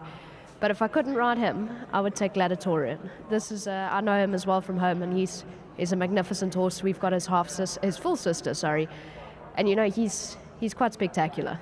Talking about Gladiatorian and the work that he put up this morning, he's always been known to be a rip-roarer in the mornings. If you think back, obviously Dennis Dreyer started Gladiatorian's career, and he kicked off life in Cape Town in a 2-year-old race where he was rumoured to be unbeatable, and he got beaten. But here we are on the Hollywoodbets Durban July. What Dennis did, building those blocks, and what Stuart Ferry has done subsequently, getting him to go to Joburg, run a place in the Charity Mile, and then maintain that form at weight for age level, I think it's a beautiful story. Does he have the legs to see out 2,200 metres? It really is a beautiful story. You know, I don't see his breeding points that he will stay. I would be surprised if he doesn't. But you know, it all is up to him finally, and what he's found in the genetics. But I think he'll be all right over the 2-2 trip. Frank Robinson's got Madison Valley. Warren Inferno caught up with him earlier. Madison Valley from the Frank Robinson stable galloped with Shoot the Rapids. Frank, firstly, congratulations to you and your team. Madison Valley looks in pristine condition. And secondly, have you come here have you achieved what you've come here for, Frank? Yeah, look, he galloped well. I couldn't ask for more than that. He stretched out well. He's sound. He's a fit horse. He's head racing. He's an improving horse as well. He'll come on from this. I saw his weight was 8 kilos up from when he won last time. So it just gives me a little bit of meat on the bone to work with in the final week. How nice for Sid and Chevet and their family. You know, this is where they want to be, and you've put them on that stage, Frank. Yeah, exactly. He's put his money down. He deserves everything he gets. Lovely. Well, all the best to you at Madison Valley and the whole team. Thanks, Warren. Thanks. There we go. That's Frank Robinson, the trainer of Madison Valley, and you heard it from him. Pleased, happy with what he's seen. All systems go for Madison Valley. So those are Frank's comments about Madison Valley. There'll be plenty of comments from all sorts of corners of the country over the coming days, with now down to single figures until the big one. You're going to see Peter Muscat's 3 horses make their way out onto the track in just a moment. 3 horses who will be running in the 2-year-old races next Saturday. Count of Rowan, Military Command and Jordash. Double Grand Slam is also on the facility somewhere here at Hollywoodbets Greyville, so we'll get a look at her just before she runs in the Ridgemont Garden Province. Before we get back to the Hollywoodbets Durban July, Rachel, that Garden Province field, we really are shooting lights out. I mean, that could end up being the race of the day. It really could. You know, I've always loved the Garden Province. I think it's one of the most magnificent races of the day. You know, it's a fantastic field. These are some top fillies and mares taking it on, and you know, headed by Double Grand Slam. We've got Green Sapphire, who was a lovely winner the other day. Raskova. I mean, you just can't get better than that. It's another horse very close to my heart as well as Sia Pambile. You know, she's also magnificent. How's she going to go over a mile? Because they would have had an option of the Post Merchants, which in my opinion is one of the strongest Post Merchants I've seen. They would have had that option of the Post Merchants, but here we go. She goes in the Ridgemont Garden Province from a deep draw as well. Yeah, never easy from the draw. You know, last year I rode in the Garden Province. I think we were beaten 2.5 lengths, and things didn't quite swing our way. So, you know, clearly I had my doubts whether she'd see out a mile, but, you know, Mr. Howell's worked his magic, and she does. So I think she'll be a lively contender. Very interesting race indeed. What about Glenn Kotson and Samunga Kamalo in number 3 On My Honor? He went through his paces this morning. Here's Glenn's comments. Judging by the smile on trainer Glenn Kotson's face as he strode into the parade ring after the gallop, he must have been chuffed with that. Very exciting. The stable companion, Blackberry Malt, he's a great worker. I mean, he's a real soldier. If you want to try anything out, you try it out with him, and we're very excited about the workout.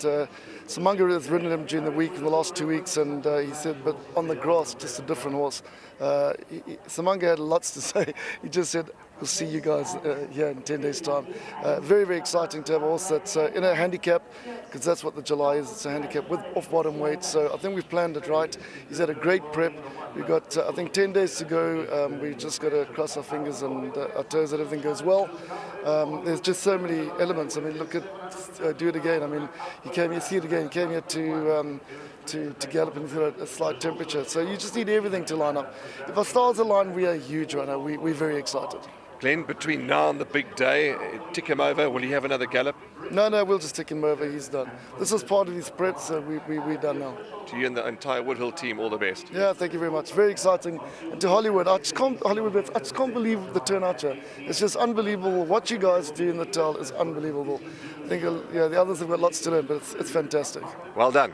Spot on. That's trainer Glenn Kotson. Absolutely. The crowd here at the Hollywoodbets Durban July Gallops. The crowd. We blessed in KwaZulu-Natal. The crowd. Well, we've just heard from Chad Little, who has ties with Glenn Kotson's yard, and he thinks that On My Honor is very much alive. Samunga Kamalo down to 53 kilograms, 2-time winning jockey of the great race, and he'll be looking to complete a hat-trick of wins. Further down the page, there'll be further interviews to bring your way. Rachel, the Real Prince, he's such a flashy, athletic-looking horse.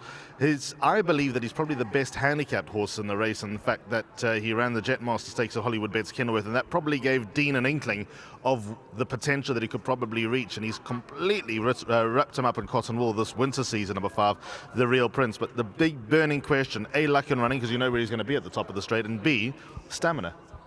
Yeah, those are two obviously market concerns. You know, of course, he's bred in the purple, but yeah, I've still got my question marks whether he'll see out the trip. But you know, when a great trainer like Dean Cannemeyer reckons he can stay, I very much doubt he'd be wrong. Well, we'll get Dean's comments in exactly 5 seconds, but just for what it's worth, Dean has stood next to me most of the morning. He's ticked every single box, whether the gallop was in PE, whether it was at Reinkersfontein, whether it was at Turffontein. He's watched every single gallop this morning so closely. He's up to something with the Real Prince. Let's find out what. A man who certainly knows how to get them ready for the big one, the Hollywoodbets Durban July. And Dean Cannemeyer, the Real Prince. And you happy with what you've seen this morning, Dean? Yeah, very pleased with his gallop.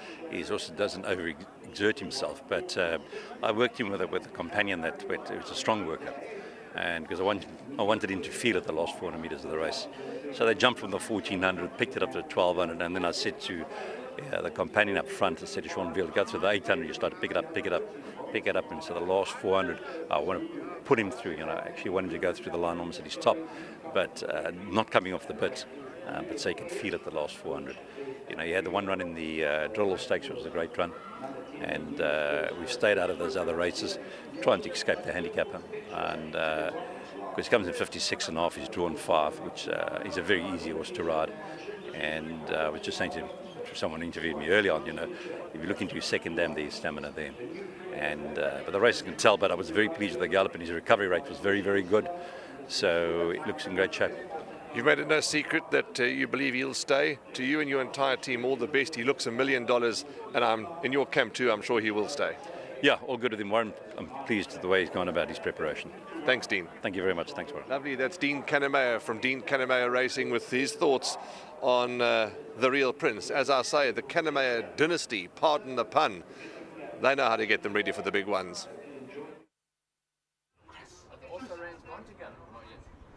Just going to pull in Chris Haber. I'm going to have a quick word to him if he doesn't mind. You've put a few Hollywoodbets Durbanvilles together. What can we look forward to this year? Look, there's a lot going on this year. A lot of activations, a lot of entertainment. Obviously, the racing's second to none. But I think with partners like Hollywoodbets, we've really amped up everything else that's going on race day. So we've got a full stage entertainment program. We've got our fashion. We've got a day of racing. It's all available for, I think, ridiculous 230 Rand to get in. And it's going to be an amazing day. Hopefully the weather holds. Certainly the Durban and winter, it'll be fun. It should be great. So yeah, we're looking forward to bigger and better than ever. Ticket sales going well, but yeah, we encourage everybody to get down there and buy one soon. Do you still get stressed this time of year? Always get stressed. That's part of the fun, right? No, thanks so much, Chris. Looking forward to it. Cheers. Good man, Chris Haber. Yeah, he does an unbelievable job putting all the shows and the bits and pieces together as we have a look at some more sights of Hollywoodbets Greyville this morning. As mentioned, there'll be a few more gallops and then a panel discussion a little bit later on. So here are the sectional times from this morning, Rachel. Do we read anything into this? Like I've said a few times this morning, trainers and horses and jockeys come here trying to achieve different things on Gallop morning. So are times something that you're going to be looking at when figuring it all out? You know, to me, I've never been much of a believer in times. You know, they've got their place, but in the morning you've got to use your eye. It depends on what you see, the feel the horse gives you, and you know, some are stretching, some have hit their top, some haven't. And you know, the times can be a little bit deceptive, but they are quite useful in their way. For those who are tuning in and they see Dash with Said Again did not gallop this morning. He paraded just as a precautionary measure due to slightly elevated temperature, but he will be back fit and firing. Probably could be a blessing in disguise, the fact that he didn't gallop this morning, Rachel, just not to send him over the hill. We discussed that earlier on. But as far as well-being is concerned, couldn't fault him in the ring. No, exactly. You know, he's a wild horse. So he's just, you know, a little hiccup. This happens. You know, some people are the same. Wake up not feeling 100%. So, you know, I'm very glad he didn't work. I think it's a blessing, and you know, we crack on from there. Selukwe galloped by himself this morning, did 48.1800 to finish and 23.1400 to finish. So he really opened the lungs over the final 400 meters. Here's Andre Null's comments. A horse that looked absolutely outstanding this morning and stretched and worked really well was Selukwe, and I'm with Selukwe's trainer, Andre Null. The smile says it all, but have you achieved, Andre, you know, what you've come here for today? Yep, I think so. If anybody can read gallops, you can see that's a pretty good gallop. The lead up now, you know, to the big one, just ticking him over. And will he have another gallop? No, we don't. We're not that brave. Although I'm pretty sure coming Monday, there must be a bunch of horses flying up some hill. But that's the way they like to do it. But we're pretty happy with where we are at the moment. So we're just going to tick along and hope for the big day. He looks outstanding to you and your team. All the best for the big race. And yeah, he really strutted his stuff in the parade ring and on the track today. Well done. Yeah, thank you. We're really pleased with where we are. I think, like I told Michelle a little bit earlier, we're ticking a lot of boxes. Jockey that knows him and loves him. Good draw. Distance won't be a problem. Actually, I think he'll be better over that kind of distance, where there's still a lot of improvement to come in the horse, and I think we'll see it come out over that kind of distance. He's battle hardened, he's fit, so we exactly where we want to be. To you and your team, all the best. Thank you. Lovely. That's Andre Nell, and we thank him for his feedback, and we thank all the trainers for their feedback with regards to their gallops this morning. So that's Andre Nell and Salukwe, and I must say he really did look absolutely spot on. So just referring to those times again, and then the pre-recorded gallops, just a little bit of a heads up. Check the De Kock socials over the next 24 hours, possibly even in the next hour or so. Immediate Edge went for a steady canter yesterday, but he will be having a proper gallop this morning, and there will be feedback. There will be professional Matthew De Kock team getting the gallop all recorded, and comments from Matthew and from Kellen, so those will be freely available on the De Kock socials. As far as number 10 Immediate Edge is concerned, sadly I don't know if we're going to get a time unless Matt brings out the old trusty stopwatch. Of those out of country gallops, Rachel, did anything strike a chord with you? I mean, Oriental Charm is such a good doer. You put him in a race, he'll go to war for you. Put him in a gallop, he'll give you his heart and soul. I was very encouraged with him, but I suppose you always would be when you see him. Yes, of course. These good horses, they've always got a way of catching your eyes. I wouldn't be able to say nasty comments about any of their gallops. They all went beautifully. But one that I loved, and I've got question marks whether you'll see out the distance, was Pomodoro's Jet. I mean, that's the kind of gallop you could just watch on rewind all the time, on replay. He's got such a fantastic action. But obviously it depends now, the step up to the 2-2. But that was a lovely gallop. From a jockey's perspective, and there are lots of debates that pundits have leading into the Hollywoodbets Durbanville. There's a 3-year-old versus the older horses. There's luck in running, which is always going to be a debate. But this year, one debate that no one's having, because everyone's taking on trust, is the fact that the pace is likely to be on. Are you a believer? Are you in the camp that they're going to be sort of really hustling in the early stages? Yes, I am. Especially when they were doing the draws, said again, drawing a bit wider, I decided to myself that it's not too much of an issue, because there are a couple of very handy or speedy horses in this race that are probably going to one-up and want to lead, and I think there's going to be a hard gallop set. Where do you think the winner's likely to come from? If you on 8 on 18, the horse who's favourite at the moment, with the middle draw and draw next to Immediate Edge, funny enough, and on the other side, Purple Pitcher, one of those horses who's likely to get up on speed, where do you think 8 on 18 is going to be sort of at the 800 when decisions are being made from the saddle? I believe he'll probably be about 3 parts of the way back. That's his style of running. You can't change the way a horse races, and to me that's probably the ideal place to be. It's where I'd like to come from, and I think he'll be able to find himself in a very nice rhythm somewhere about 3 parts of the way back. So that's no surprise, to be fair. 23.91, 400 to finish. Here's the last of the gallops this morning. These are Peter Muscat's 3. Count of Rowan is in the green and white. Serena Mudley's on board. Jordash is in the pink and purple with a white fleur-de-lis. And Warren Kennedy is on Military Command and Steve Sturley's colours, the black with the blue Y. The 3 of them will be running next Saturday in the Golden Horseshoe. They'll be on their way shortly from the 1,000 metre mark. So Serena Mudley on Count of Rowan, Warren Kennedy on Military Command, and then Jordash with Richard Ferree on board. And here they are on their way from about the 1,000 metre mark this morning. Just a little bit of background. Count of Rowan obviously won his debut not so long ago. Then he stepped up into a very high level race subsequently and ran an absolute ripper in the gate crasher, finishing 3rd behind Mulberry Missile, who he reopposes next Saturday. Sereno is back on board. He leads the 3. He leads the gallop at this stage of it all. In behind him is Jordash. Jordash is not running in the Amoda Golden Horseshoe, but at the back of them all is Military Command. I reckon this will be Warren Kennedy's first taste of Military Command. He's not ridden this horse in a race, but he's been in Durban now for around a week, as Warren travelled up to ride Confederate on Monday in a gallop at Turfentine, and Military Command went down to Cape Town, was the winner of the Cape Racing Sales Slipper on the 16th of March. Peter Muscat had a very, very successful stint during the Cape Summer Festival. Came back home. I think he was undone by the soft going at Hollywoodbets Scottsville and the Godolphin Barwin, not disgraced, finishing 3.5 lengths behind Elegantrix, and then in the Grade 1 Gold Medallion, finishing 4th around a length behind Good For You. Let's see which form line ends up coming out on top, whether it will be the Grade 1 form from Hollywoodbets Scottsville, or whether it will be the Gate Crasher from Hollywoodbets Gold Challenge Race, or whether it will be something from out yonder. They come down to the line together. Rachel, as far as gallops are concerned, happy with what you saw? Yeah, that was beautiful. I must say, I think Warren Kennedy's Military Command really took that gallop beautifully, moved up lovely in the hands, and that's what you want to see, finishing off nice and level.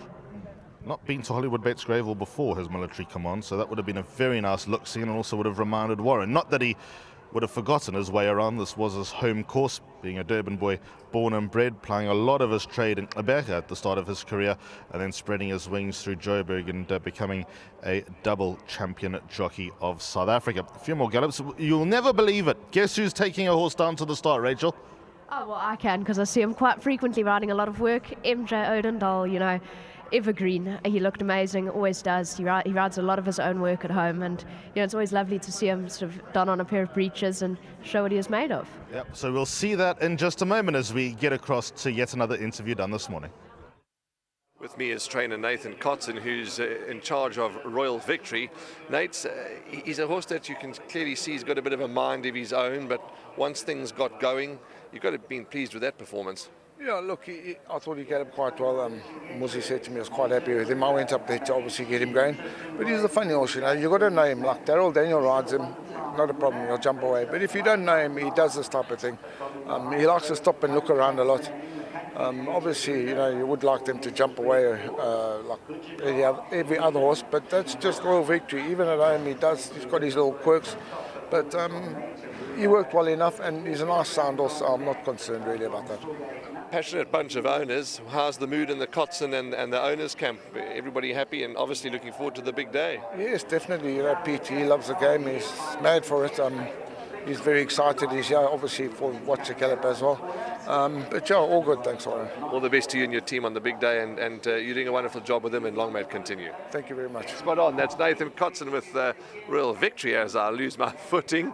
But that's it. Yeah, that's Nathan Cotson. His comments on Royal Victory. The horse looked so well and came back into the parade ring, and a lovely, deep, dark, rich eye, Royal Victory, and he really looks in a good space.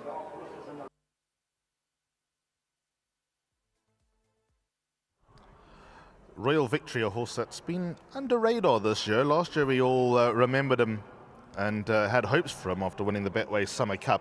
Ran a ripper last year from draw 1. How will he go from a deep draw this year?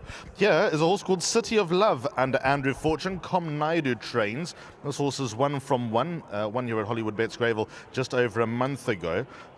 He has sadly gone into being a reserve runner, but he is first reserve in the Amoda Golden Horseshoe. I think Andrew was declared on him, if I'm not mistaken, and then now reserve 1 is currently the rider. If he does get a start, then I see Andrew has not got a ride in the race, so I'm sure that he's kicked for touch and hoping for a little bit of luck on his side. Horse has been to Hollywoodbets Greyville before, so here he is just stretching his legs, brushing off the cobwebs, and if he does get a chance to run, then this gallop will do him a world of good. He made his debut on the 10th of May. That was your TV debut, Rachel, 10th of May, World Sports Betting 1900 race day. Yes, it was indeed, and you know, this horse flew up and won a brilliant race, and I remember it took us all quite by surprise, and you know, looking at him walk around the parade ring now, lovely looking horse. Absolutely is. Geared down over the closing stages by Andrew, and he will be interesting to follow going forward, whether he runs next Saturday or not. Just a few other announcements to bring your way. We would like to welcome all the media that have come to join us this morning at Hollywoodbets Greyville, from all the various newspapers, radio stations, online news agencies, social media influencers and more. Thank you for your role in promoting Africa's greatest horse racing and social event. We just heard from Chris Haber about some of the ideas that have been put into play for the 2025 Hollywoodbets Durban. Like bigger and better, and knowing how Hollywoodbets operates and the standards that they have. Better even next time. Bent. They'll look at 2024, say, right, that was great, how do we make it better? Never rest on their laurels. So for all those that are coming to join us. And Rachel, I know that you don't get much of a gauge of a crowd, certainly from the parade ring and at this early stage of the morning. And is the place at 100% capacity this morning? No. But it seems like there are more people here this year than there were last year and the year before. Most definitely. You know, when I drove in this morning, there was so many cars. I actually battled to find a parking space, and I thought, wow, yeah, this is really fantastic. Racing's on the up. You know, last year it was a good turnout, but not as much as today. And today's, it's really fantastic. It brings that old vibe back into racing that gets us all loving the game. Did you get your sticky buns? Because I didn't. I did not. I actually have missed my sticky bun for 3 years in a row now, and I think I need to go find one. And you're not riding, so you don't have to worry about your weight if you were riding at the moment. Just a quick update from your side. Like we said at the start, you've dropped the crutch. You're striding out a lot better than what you were when I last saw you, which was at the Hollywoodbets Gold Challenge, so just a couple of weeks down the line. Any estimated time of arrival, or is that still up in the air? Well, it of course has to be a little bit up in the air, but we're putting in the work at the gym. Really working hard. I get x-rayed at the end of July, and as long as that comes back clear, I think we're good to start moving again. And my bike-net sister is incredibly happy with my progress. All the medical practitioners I've got helping me are very pleased with my progress, and I've gone from strength to strength. So hopefully you'll see me back in the saddle in August. What will the process be? Would it be sort of gradually take a few horses out in the morning? You're not going to get straight back into the saddle, obviously. But would it be turn up, maybe take one or two first and build from there, or would you be business as usual? I think definitely I'll have to start gradually. The fitness of riding is underestimated. All the jockeys, obviously myself included, there's a lot more fitness goes into it than people would imagine. So I'm sure I'll have to start taking one or two and probably have to lie down afterwards. But it will come back quite quickly, I've got no doubt. And just like a horse, ease back into it, and I'll be back in full gallop mode soon. What's the female jockey room like? Because you've had it to yourself for a while. Now Savannah's in town. It'll be a bit of a conversation now. Yeah, it'll be quite different. I haven't actually experienced having some companion with me yet, so it's normally just me and my kid boy, Damien Pillay, who helps me a lot. But, I'm sure it'll be nice to have a bit of conversation and not be on my own. Cool to see you get her first winner yesterday at Hollywoodbets Greyville. That's her first win as an apprentice. She had one as a work rider not so long ago. Yeah, it's really lovely. It's good for the game. This is what it's all about. This is what we've been trying to change recently. With the induction of the Claim 1.5 was to instill a bit more women into the game, and it's glad that it's finally working. So as far as next Saturday is concerned, 12 races on the card at Hollywoodbets Greyville, the first getting underway at 11:45. Plenty of betting options. We all know about the Hollywoodbet Punters Challenge. There's also going to be a mega pick six waiting for that artwork to be revealed and all the numbers to be tallied up and what we're going to be looking at as far as the pick six is concerned, but there will doubtless be one for punters to get stuck into. There is the class of 2025, Rachel, and that just leaves me to say thank you very much. There will be a panel discussion that will be recorded in the not so distant future this morning. Obviously plenty of panels put together by various avenues. The official one to be recorded on Monday and aired and flighted on Wednesday. The isiZulu one to follow, which has also got an excellent panel including Muzi Yeni, Atandiwe Mgudwa, Samango Kamalo, Sanele Unu, and hosted by Mdumiso Nqadi. But Rachel, we'll see you next Saturday. Thank you very much for your time this morning. Absolutely can't wait for it. This week's always the most exciting of the year, and I'll be back and watching with absolute awe and interest. Yeah, looking forward to it all. Next Saturday, Hollywoodbets Greyville, Africa's greatest horse racing and social event comes your way. Chapter 129. We can't wait for it all. Thank you very much for your time, your patronage this morning at Hollywoodbets Greyville. Panel discussion with some experts to follow on the back of these gallops. Until next Saturday, stay safe, everybody. We'll see you then.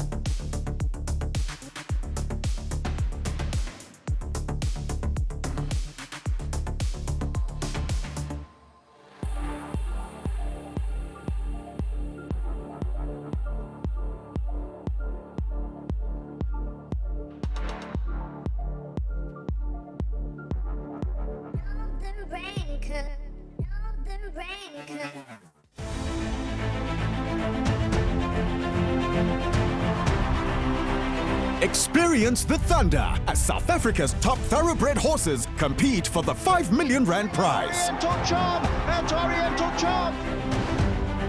Be dazzled by the fashion as celebrities and socialites compete for the limelight. Feel the pulse as Mzansi's top entertainers enthrall you. Catch the marvels of Mzansi at the Hollywoodbets Durbanville, Africa's greatest horse racing and social event, Saturday, 5th July.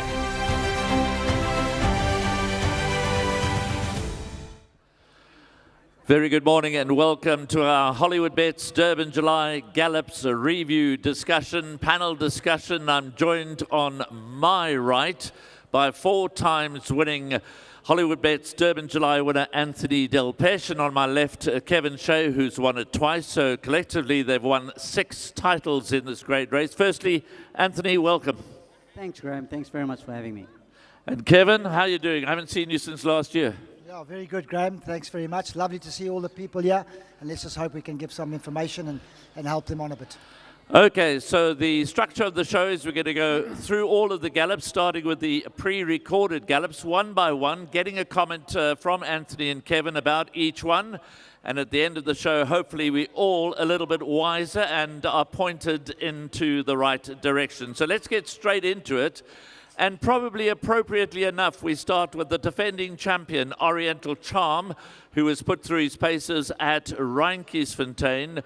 Here we go with Oriental Charm, working on the grass, going through his paces quite nicely. Anthony, what caught your eye? Well, I think he was doing easy work. He wasn't showing off too much, but he looks in good form. And, you know, normally when you do gallop them on their own, they normally don't give you their best, but very good gallop.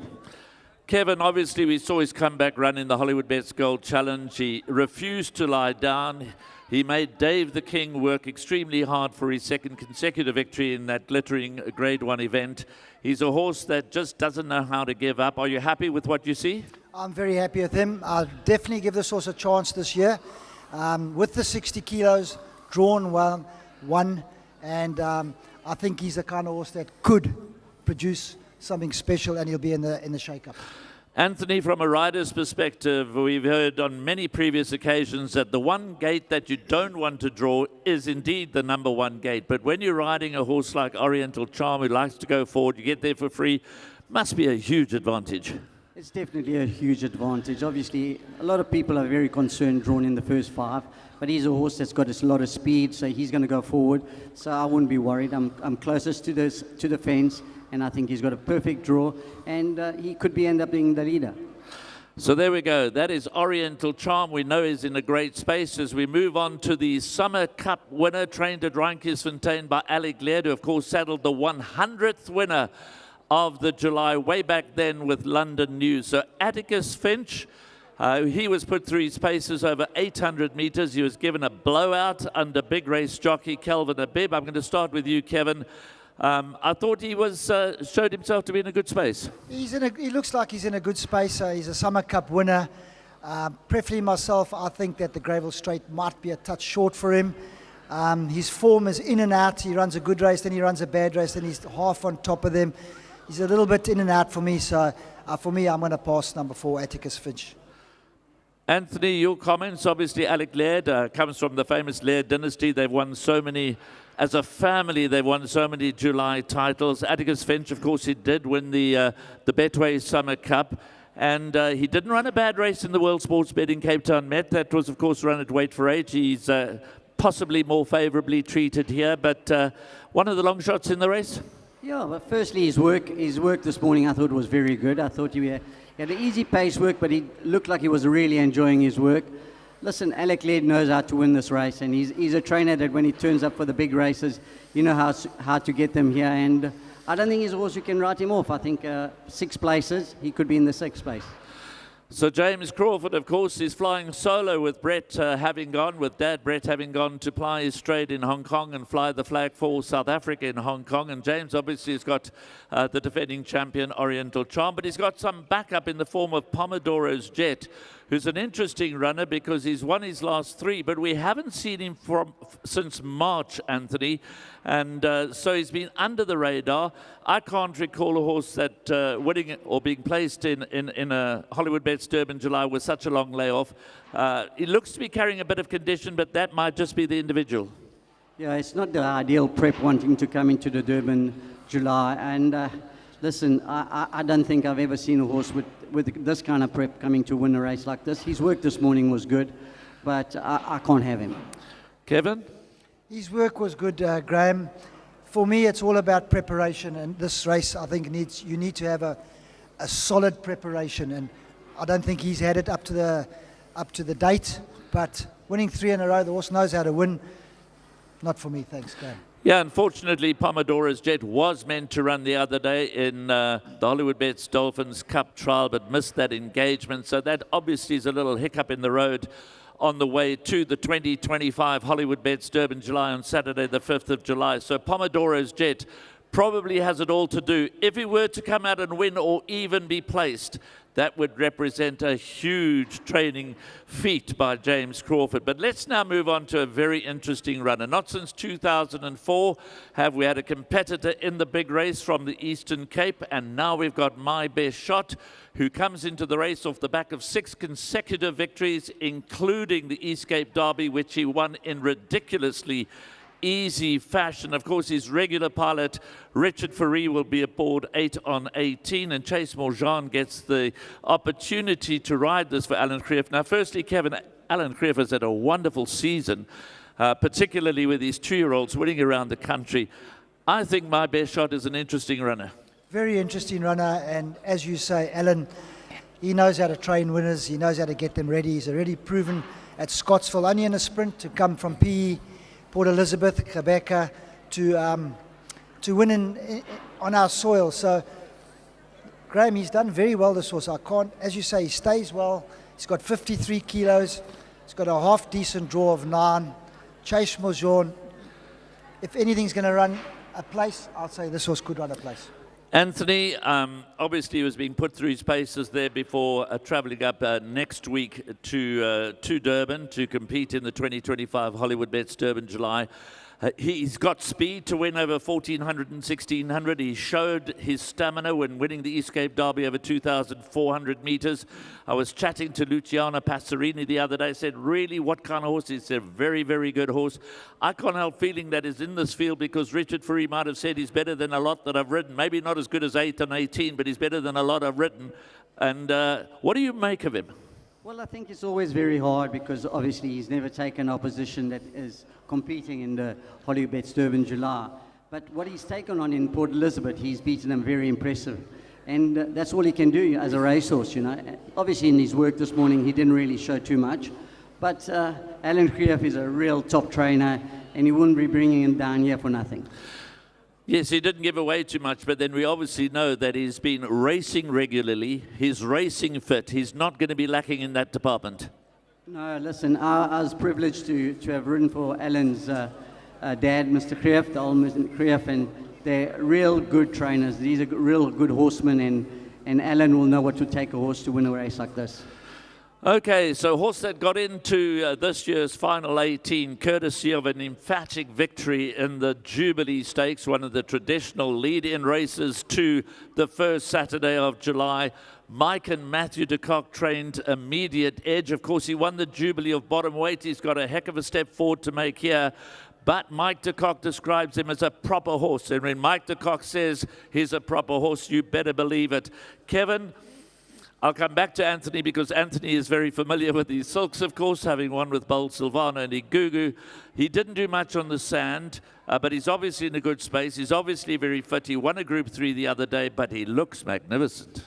Yeah, Graham, interesting horse this. First of all, we've got to respect Mark de Kock, the name with the horse. 53 kilos. I think this horse's rating is a little bit, he's under his rating.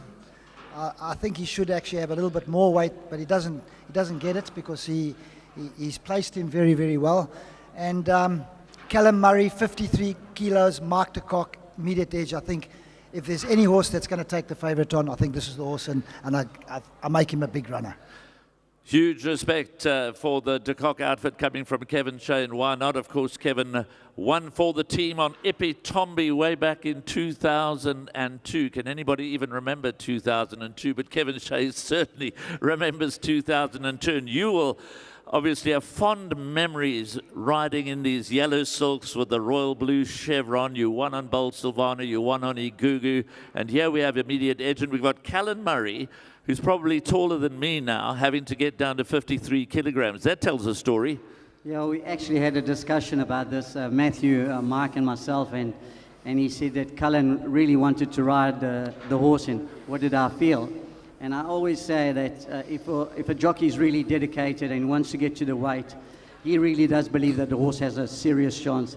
And I would let him get down to the weight, and I believe if he says he can make the weight, he will make the weight.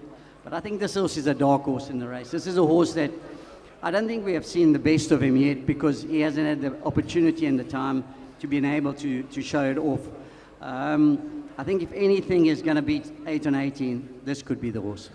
Okay, not that Kevin Shea and Anthony Del Pesce are biased towards the de Kock team in any way, but they really do like immediate edge. They have fond memories of riding for the very professional Mike de Kock. Of course, has won 5 Julys, and like Justin Snaith, is looking to equal Terence Millard's record of 6, which is 1 short of the all-time record of 7 winners trained by the legendary Sid Laird. As we move forward to Purple Pitcher, he's himself a Grade 1 winner, but those were as a 3-year-old. He's been around, he's been in this race before, and he's to be ridden for Robin Klaasen by Kabela Matsinyani.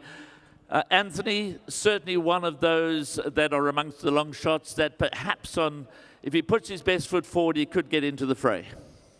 I wouldn't think so. I've got to be honest. We're here to tell.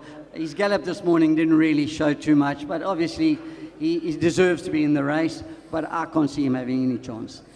Looking purely at the gallops, and obviously that's what we're here to do as well, Kevin. The form, everybody understands the form. Everybody's seen the betting. We've seen the build-up races. We're here to describe what we also saw in the gallops, and I have to say, on Anthony's side, I wasn't blown away by the gallop. No, not at all. I'm not going to go just on his gallop because I understand that the gallops here today, excuse me, they aren't being stretched out to their maximum. But this horse, he hasn't won for quite a while. I'm going to pass him by. Okay, and we also must remember that there were a couple of horses that went on the sand up on the Highveld. There were a couple of horses that went on the turf. And of course, Anthony, this time of the year, the turf tracks on the Highveld are rock hard. Yeah, it's very dry and it is firm, and obviously the trainers don't really want to be putting them on the grass at this time of the year.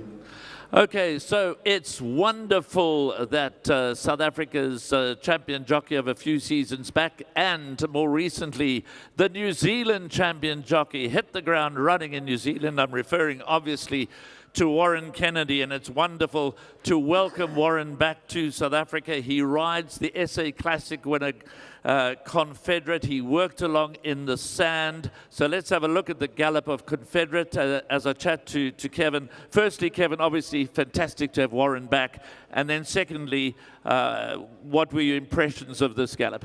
Well, listen, he looks like he's moving very well.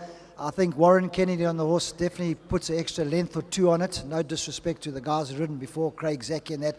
But in the big races, you will always want Warren Kennedy on. 53 kilos, stays well, is fit as a fiddle. Always there about honest horse. Kind of horse I'd throw into the back end of my quartets. Back end of quartets for Kevin. Anthony, where does Confederate? We recognize he's a Grade 1 Classic winner as a 3-year-old on the Highveld.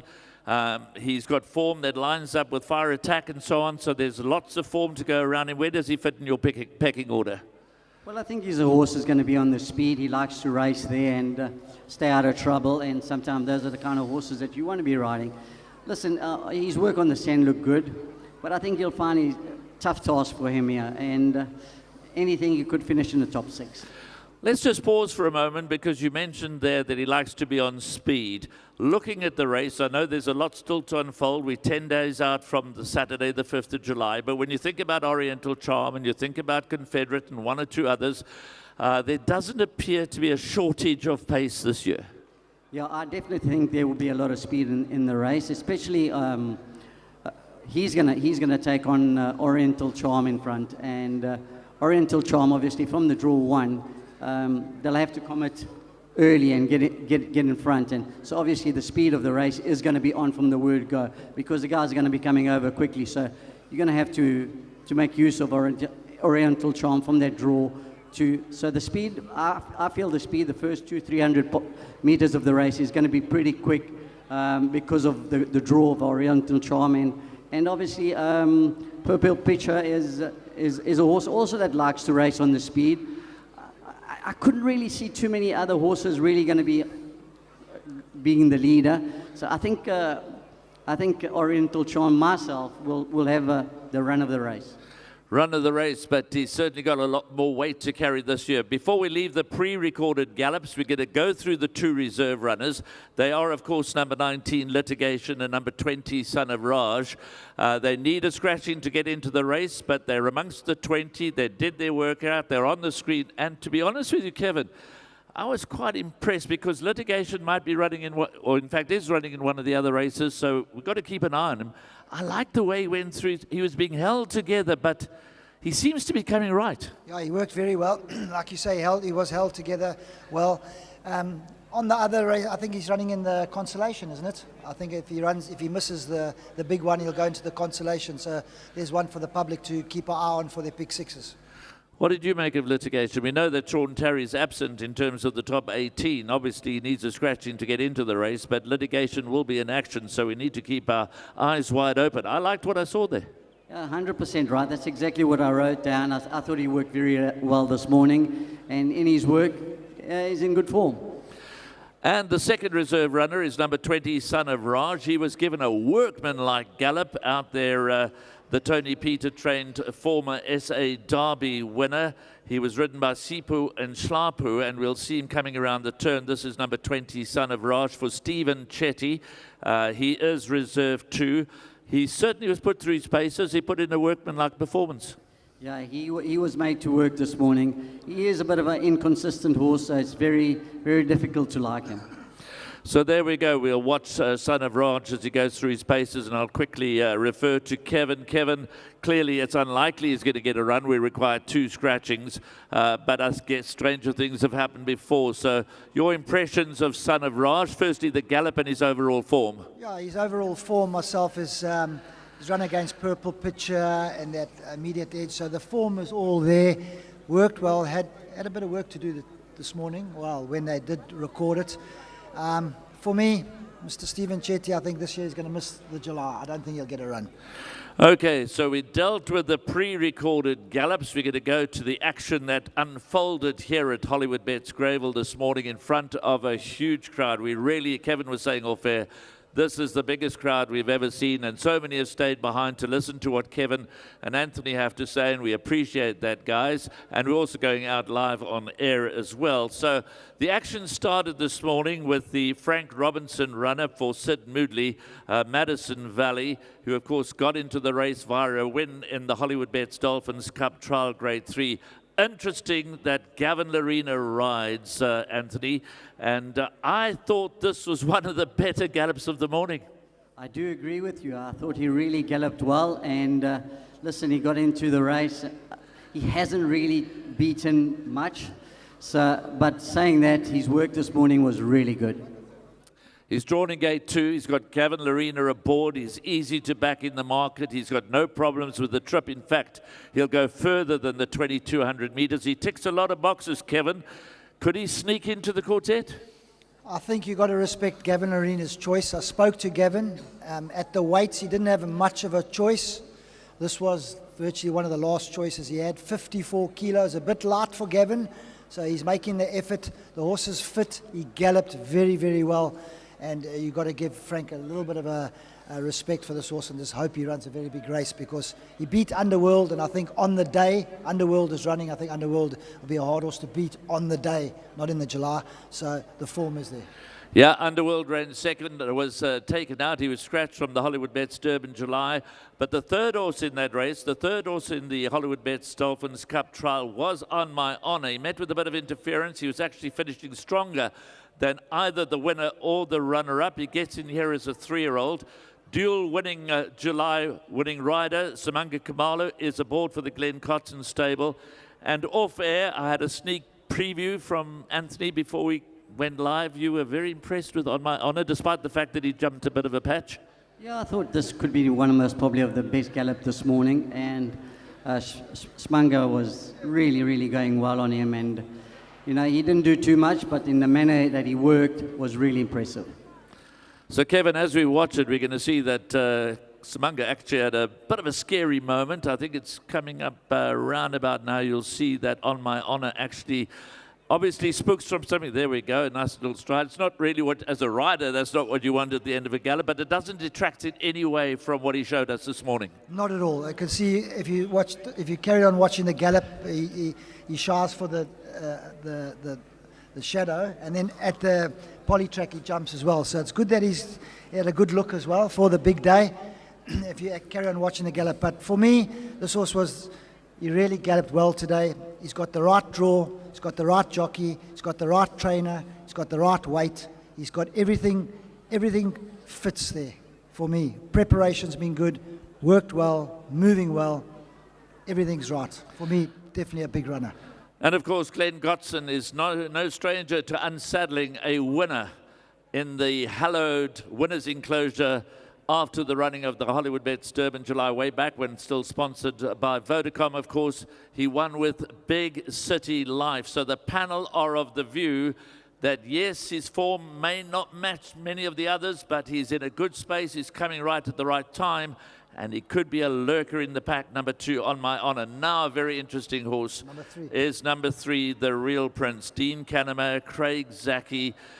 He won the Jetmaster Stakes in emphatic fashion over 1,600 meters. He goes beyond that trip for the first time in his career. Your feelings, Kevin? Okay, number 5, Real Prince we're talking about. Yes. Yeah. Had a good look at him in the ring today. The $1 million question is, will he stay? Personally, myself, I think he will stay just because of his attitude.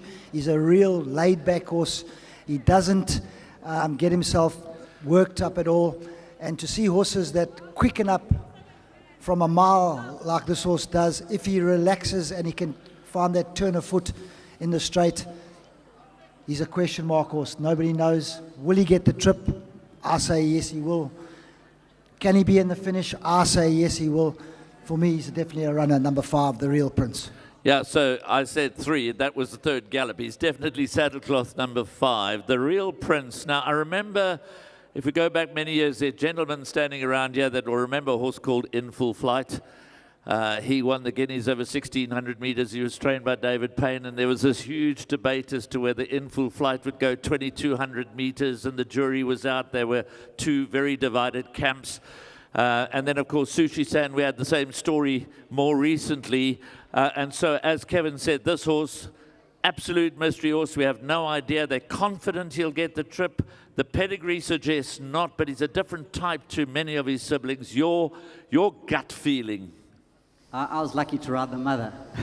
The mother was a sprinter. She only won a Group 1 over 1,200. So, but the whole family everything that's come out of the mother has been really good. But saying that, he didn't really show too much this morning. He's one of those kind of horses that's very laid back, doesn't show much in the morning work, and turns up on the race day. And if any trainer is going to get a horse fit and can get the trip, it'll be Dean Canema. I've been lucky enough to have ridden for him for a little while, and he is going to be super fit. Does he get the trip is a question mark. I guess there'll be many saying there are no prizes for guessing where the Real Prince is going to be positioned at the top of the straight. Very easy. Towards the back. Very easy. Towards the back. Typical Craig Zaki, Dean Canema style. That's the way they like to race their horses. But given his profile, Clearly, they're going to want to give him every chance to fly at them down the home straight. And if you think you can't win coming from the back of the field, think again. It's been done on many an occasion. Now, Royal Victory was interesting this morning. He had a mind of his own. He kept us waiting. In fact, a couple of other gallops slid past him, but we're going to focus on number 17, Royal Victory. Next, he was given a very easy gallop by Musi, just allowed the companion to tow him along until basically the last 100 meters. Yeah, he had to get shaken up to get going as well. He likes to stick around and play with your brain. These horses, these old horses, they start getting clever. But his last 2 runs have been very good. For me, I just think the weight has caught up with him, and now the draw hasn't made it easier for him, because he likes to race up there-ish, likes to be in the race, and then to get into the race from draw, I'd say 17 is going to make it quite difficult. So for me, I think he's got his work cut out. He's had his chances with light weights, and he just couldn't get to them now. I think with the big weight, I think he's got his work cut out. Kevin, lightly dismissing Royal Victory, but his profile suggests he ran third in the race last year. Yes, the draw doesn't help, but he's a big, strapping, nice type of horse. Anthony, your impressions? Well, for me, as a jockey riding him, and I'm sure as a trainer, it would be a big concern for me in his temperament, not wanting to go gallop. It took a real long time, and they had to remove the blinkers off him, and he had to work himself up a lot. And that's the last thing you want to happen on a gallop day. You want everything to go smoothly. And I don't think everything went smoothly with him this morning. For me, it's a big concern the way he behaved. So there we go, a few concerns. He was...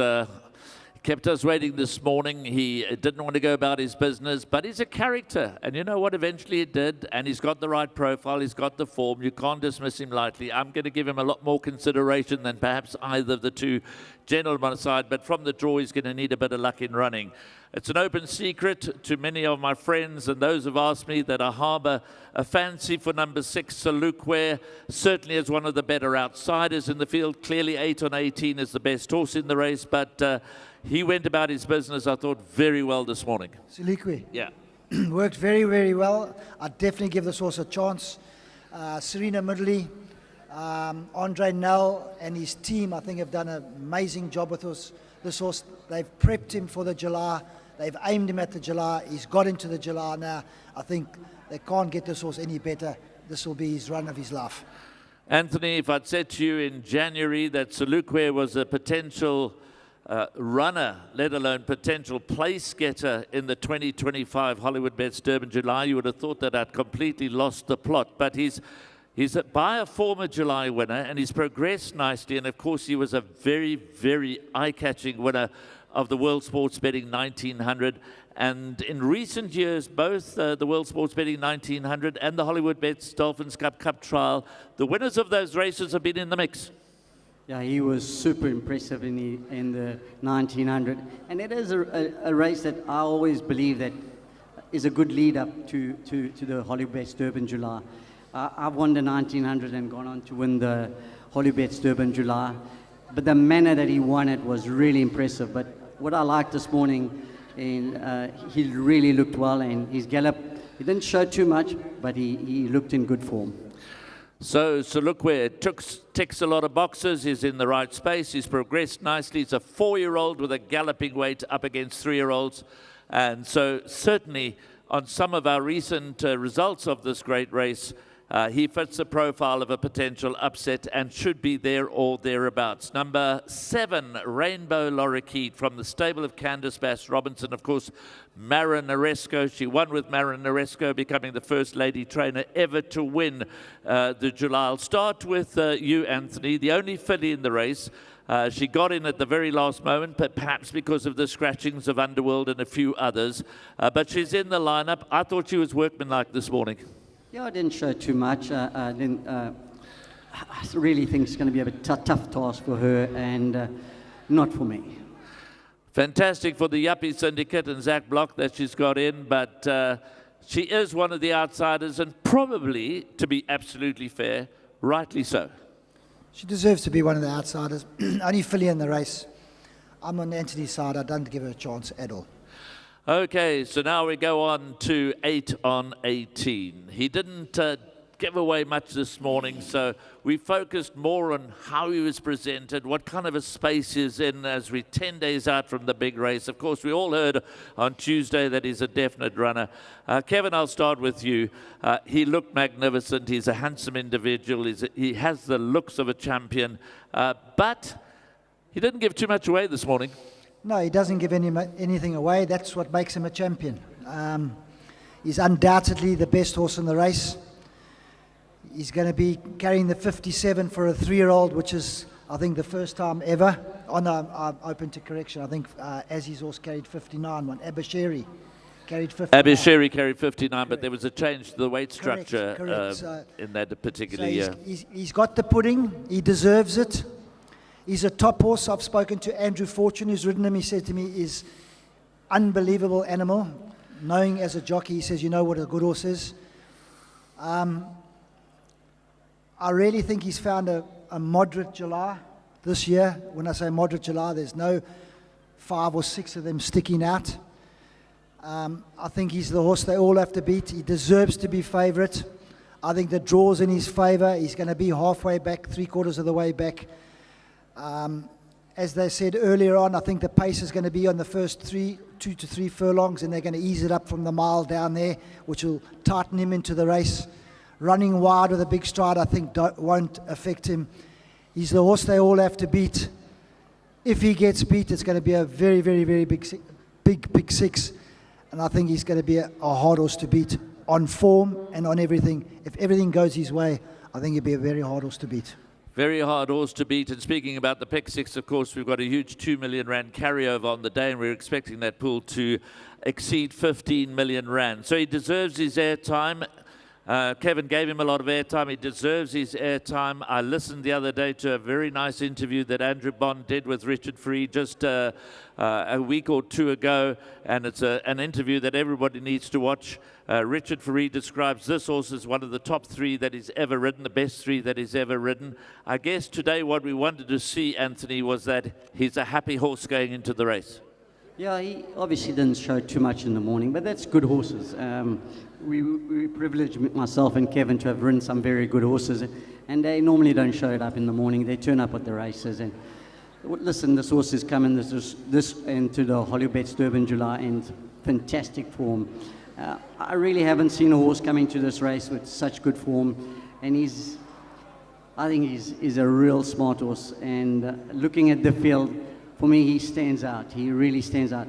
And for me, a very good horse is a horse that's got a very good turn of foot. And to win a race like the Hollywoodbets Durban July, you have to have a very good turn of foot. I'm not really too worried about the field. My only concern with him is traffic. And I think if he gets a clear run, he'll win the race. Gets a clear run, he'll win the race. And of course, Richard Free is a master at finding a clear run here at Hollywoodbets Greyville. He's done it on Bulgarian, he's done it on Do It Again, and I'm sure nobody is looking more forward to the big day than Richard Free himself. And of course, Justin Snaith, as I mentioned earlier, he's looking to win his 6th July and equal Terence Millard's record, and he comes with a 3-pronged attack, led of course by 8 on 18, but he's also got Okavango and Night Ruler. We'll get back to Night Ruler in a moment, but the next gallop we're about to see is Andrew Fortune's mount, Okavango, who looked a little bit at sea on the turn, but I was happy with the way he put it together in the straight, Kevin. Yeah, he moves well, and he got it together at the end, but he did turn for home a little bit off the bit and struggling a little bit, but picked it up nicely. I don't think you can ask for a better rider, Andrew Fortune. The experience is all there. He's won on the horse last before. I'm sure he's won, yeah.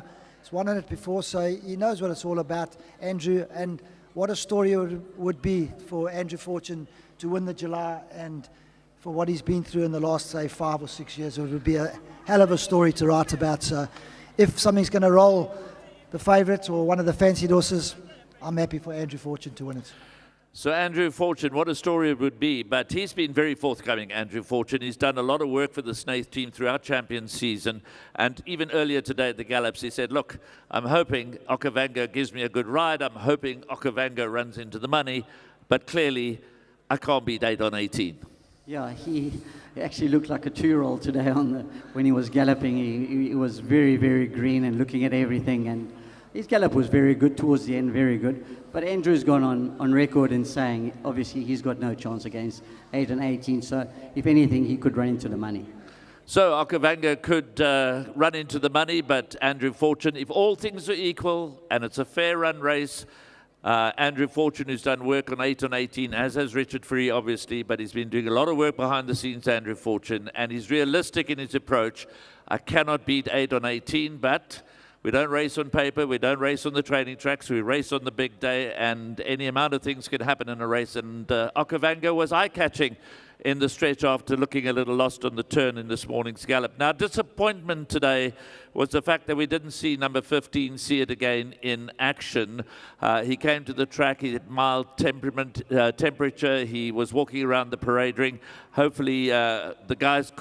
Anthony, you said you had a good look at him in the ring. It's obviously disappointing that See It Again didn't gallop.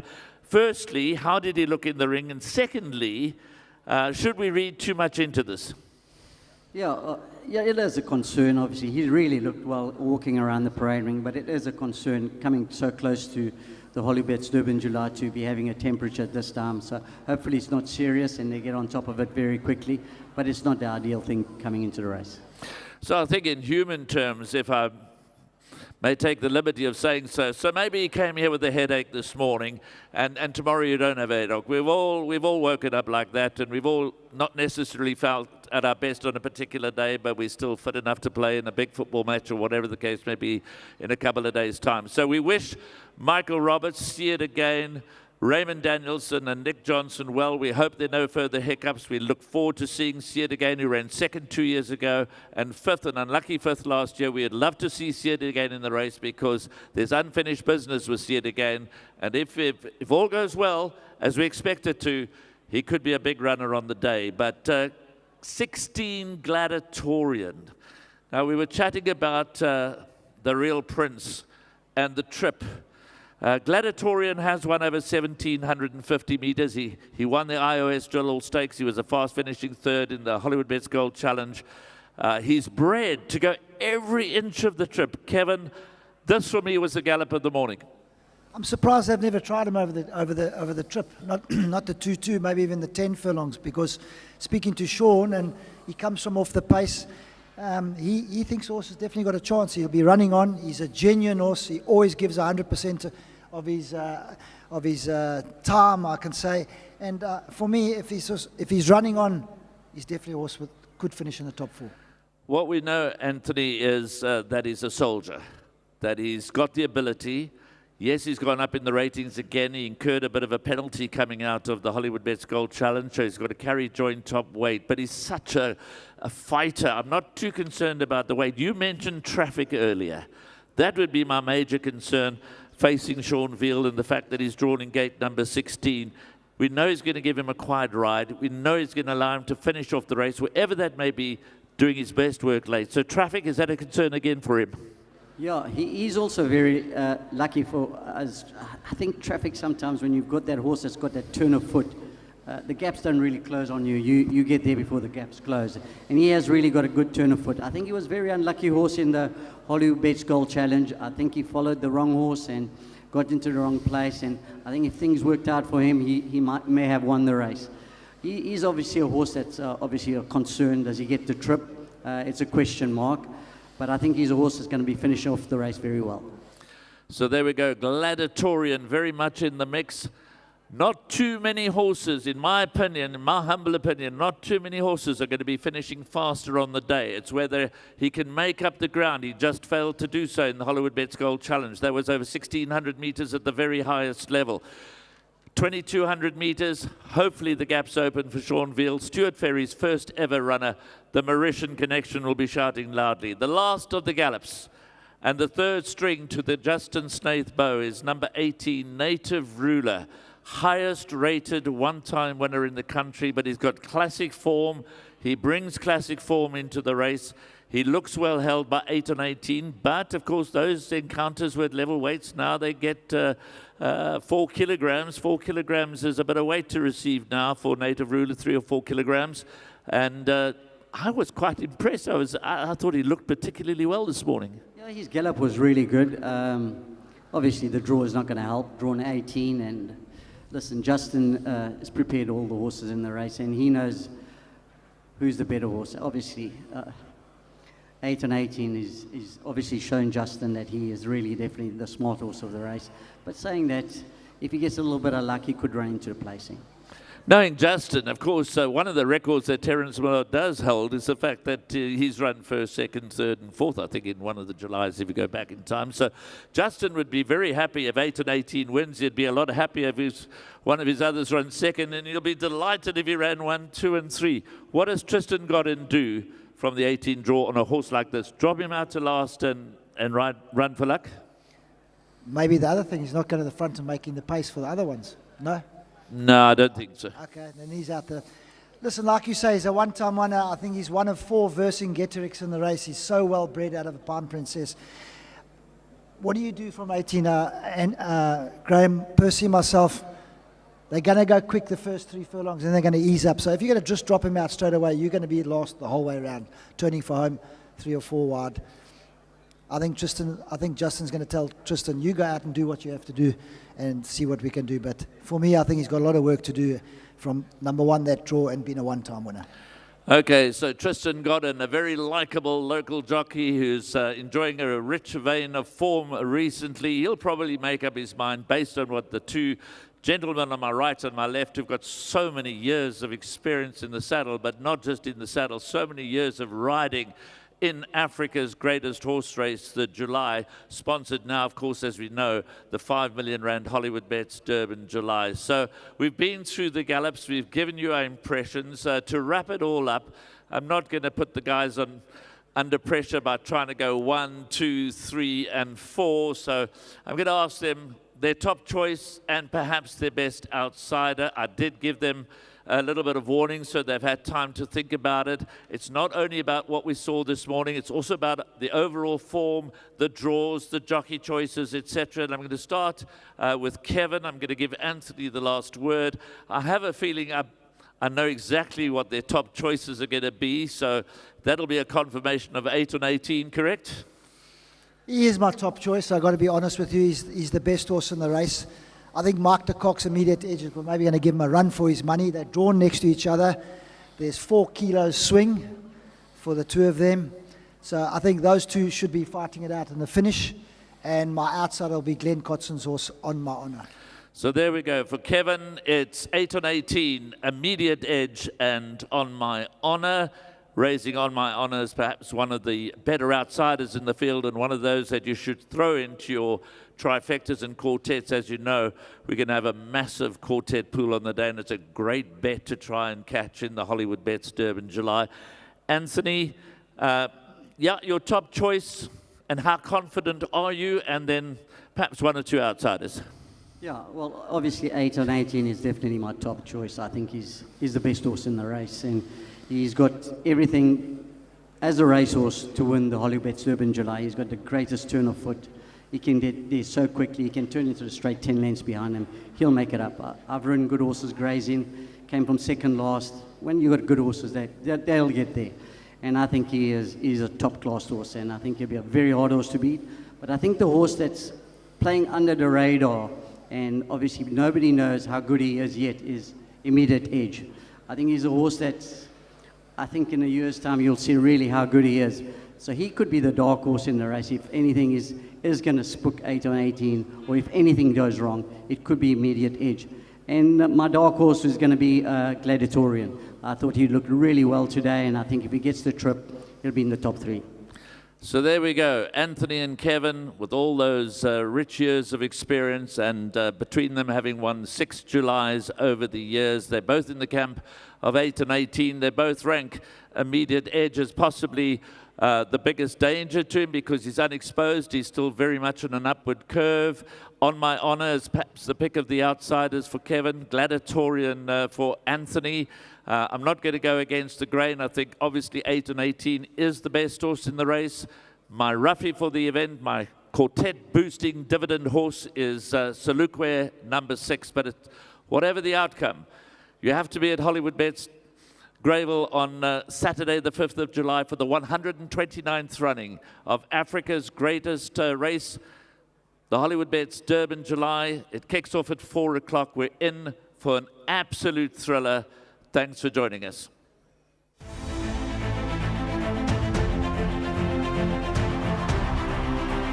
Experience the thunder as South Africa's top thoroughbred horses compete for the 5 million rand prize. Oriental Charm. Be dazzled by the fashion as celebrities and socialites compete for the limelight. Feel the pulse as Mzansi's top entertainers enthrall you.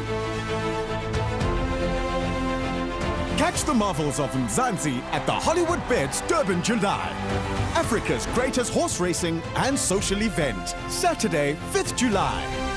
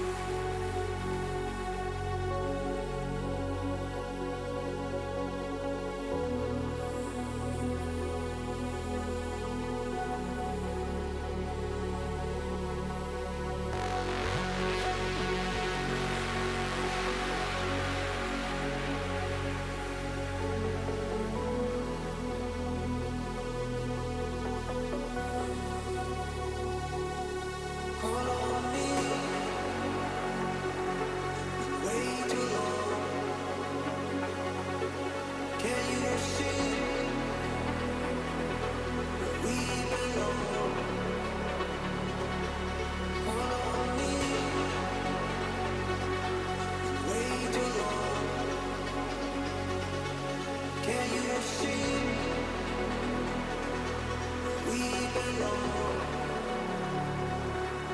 We belong.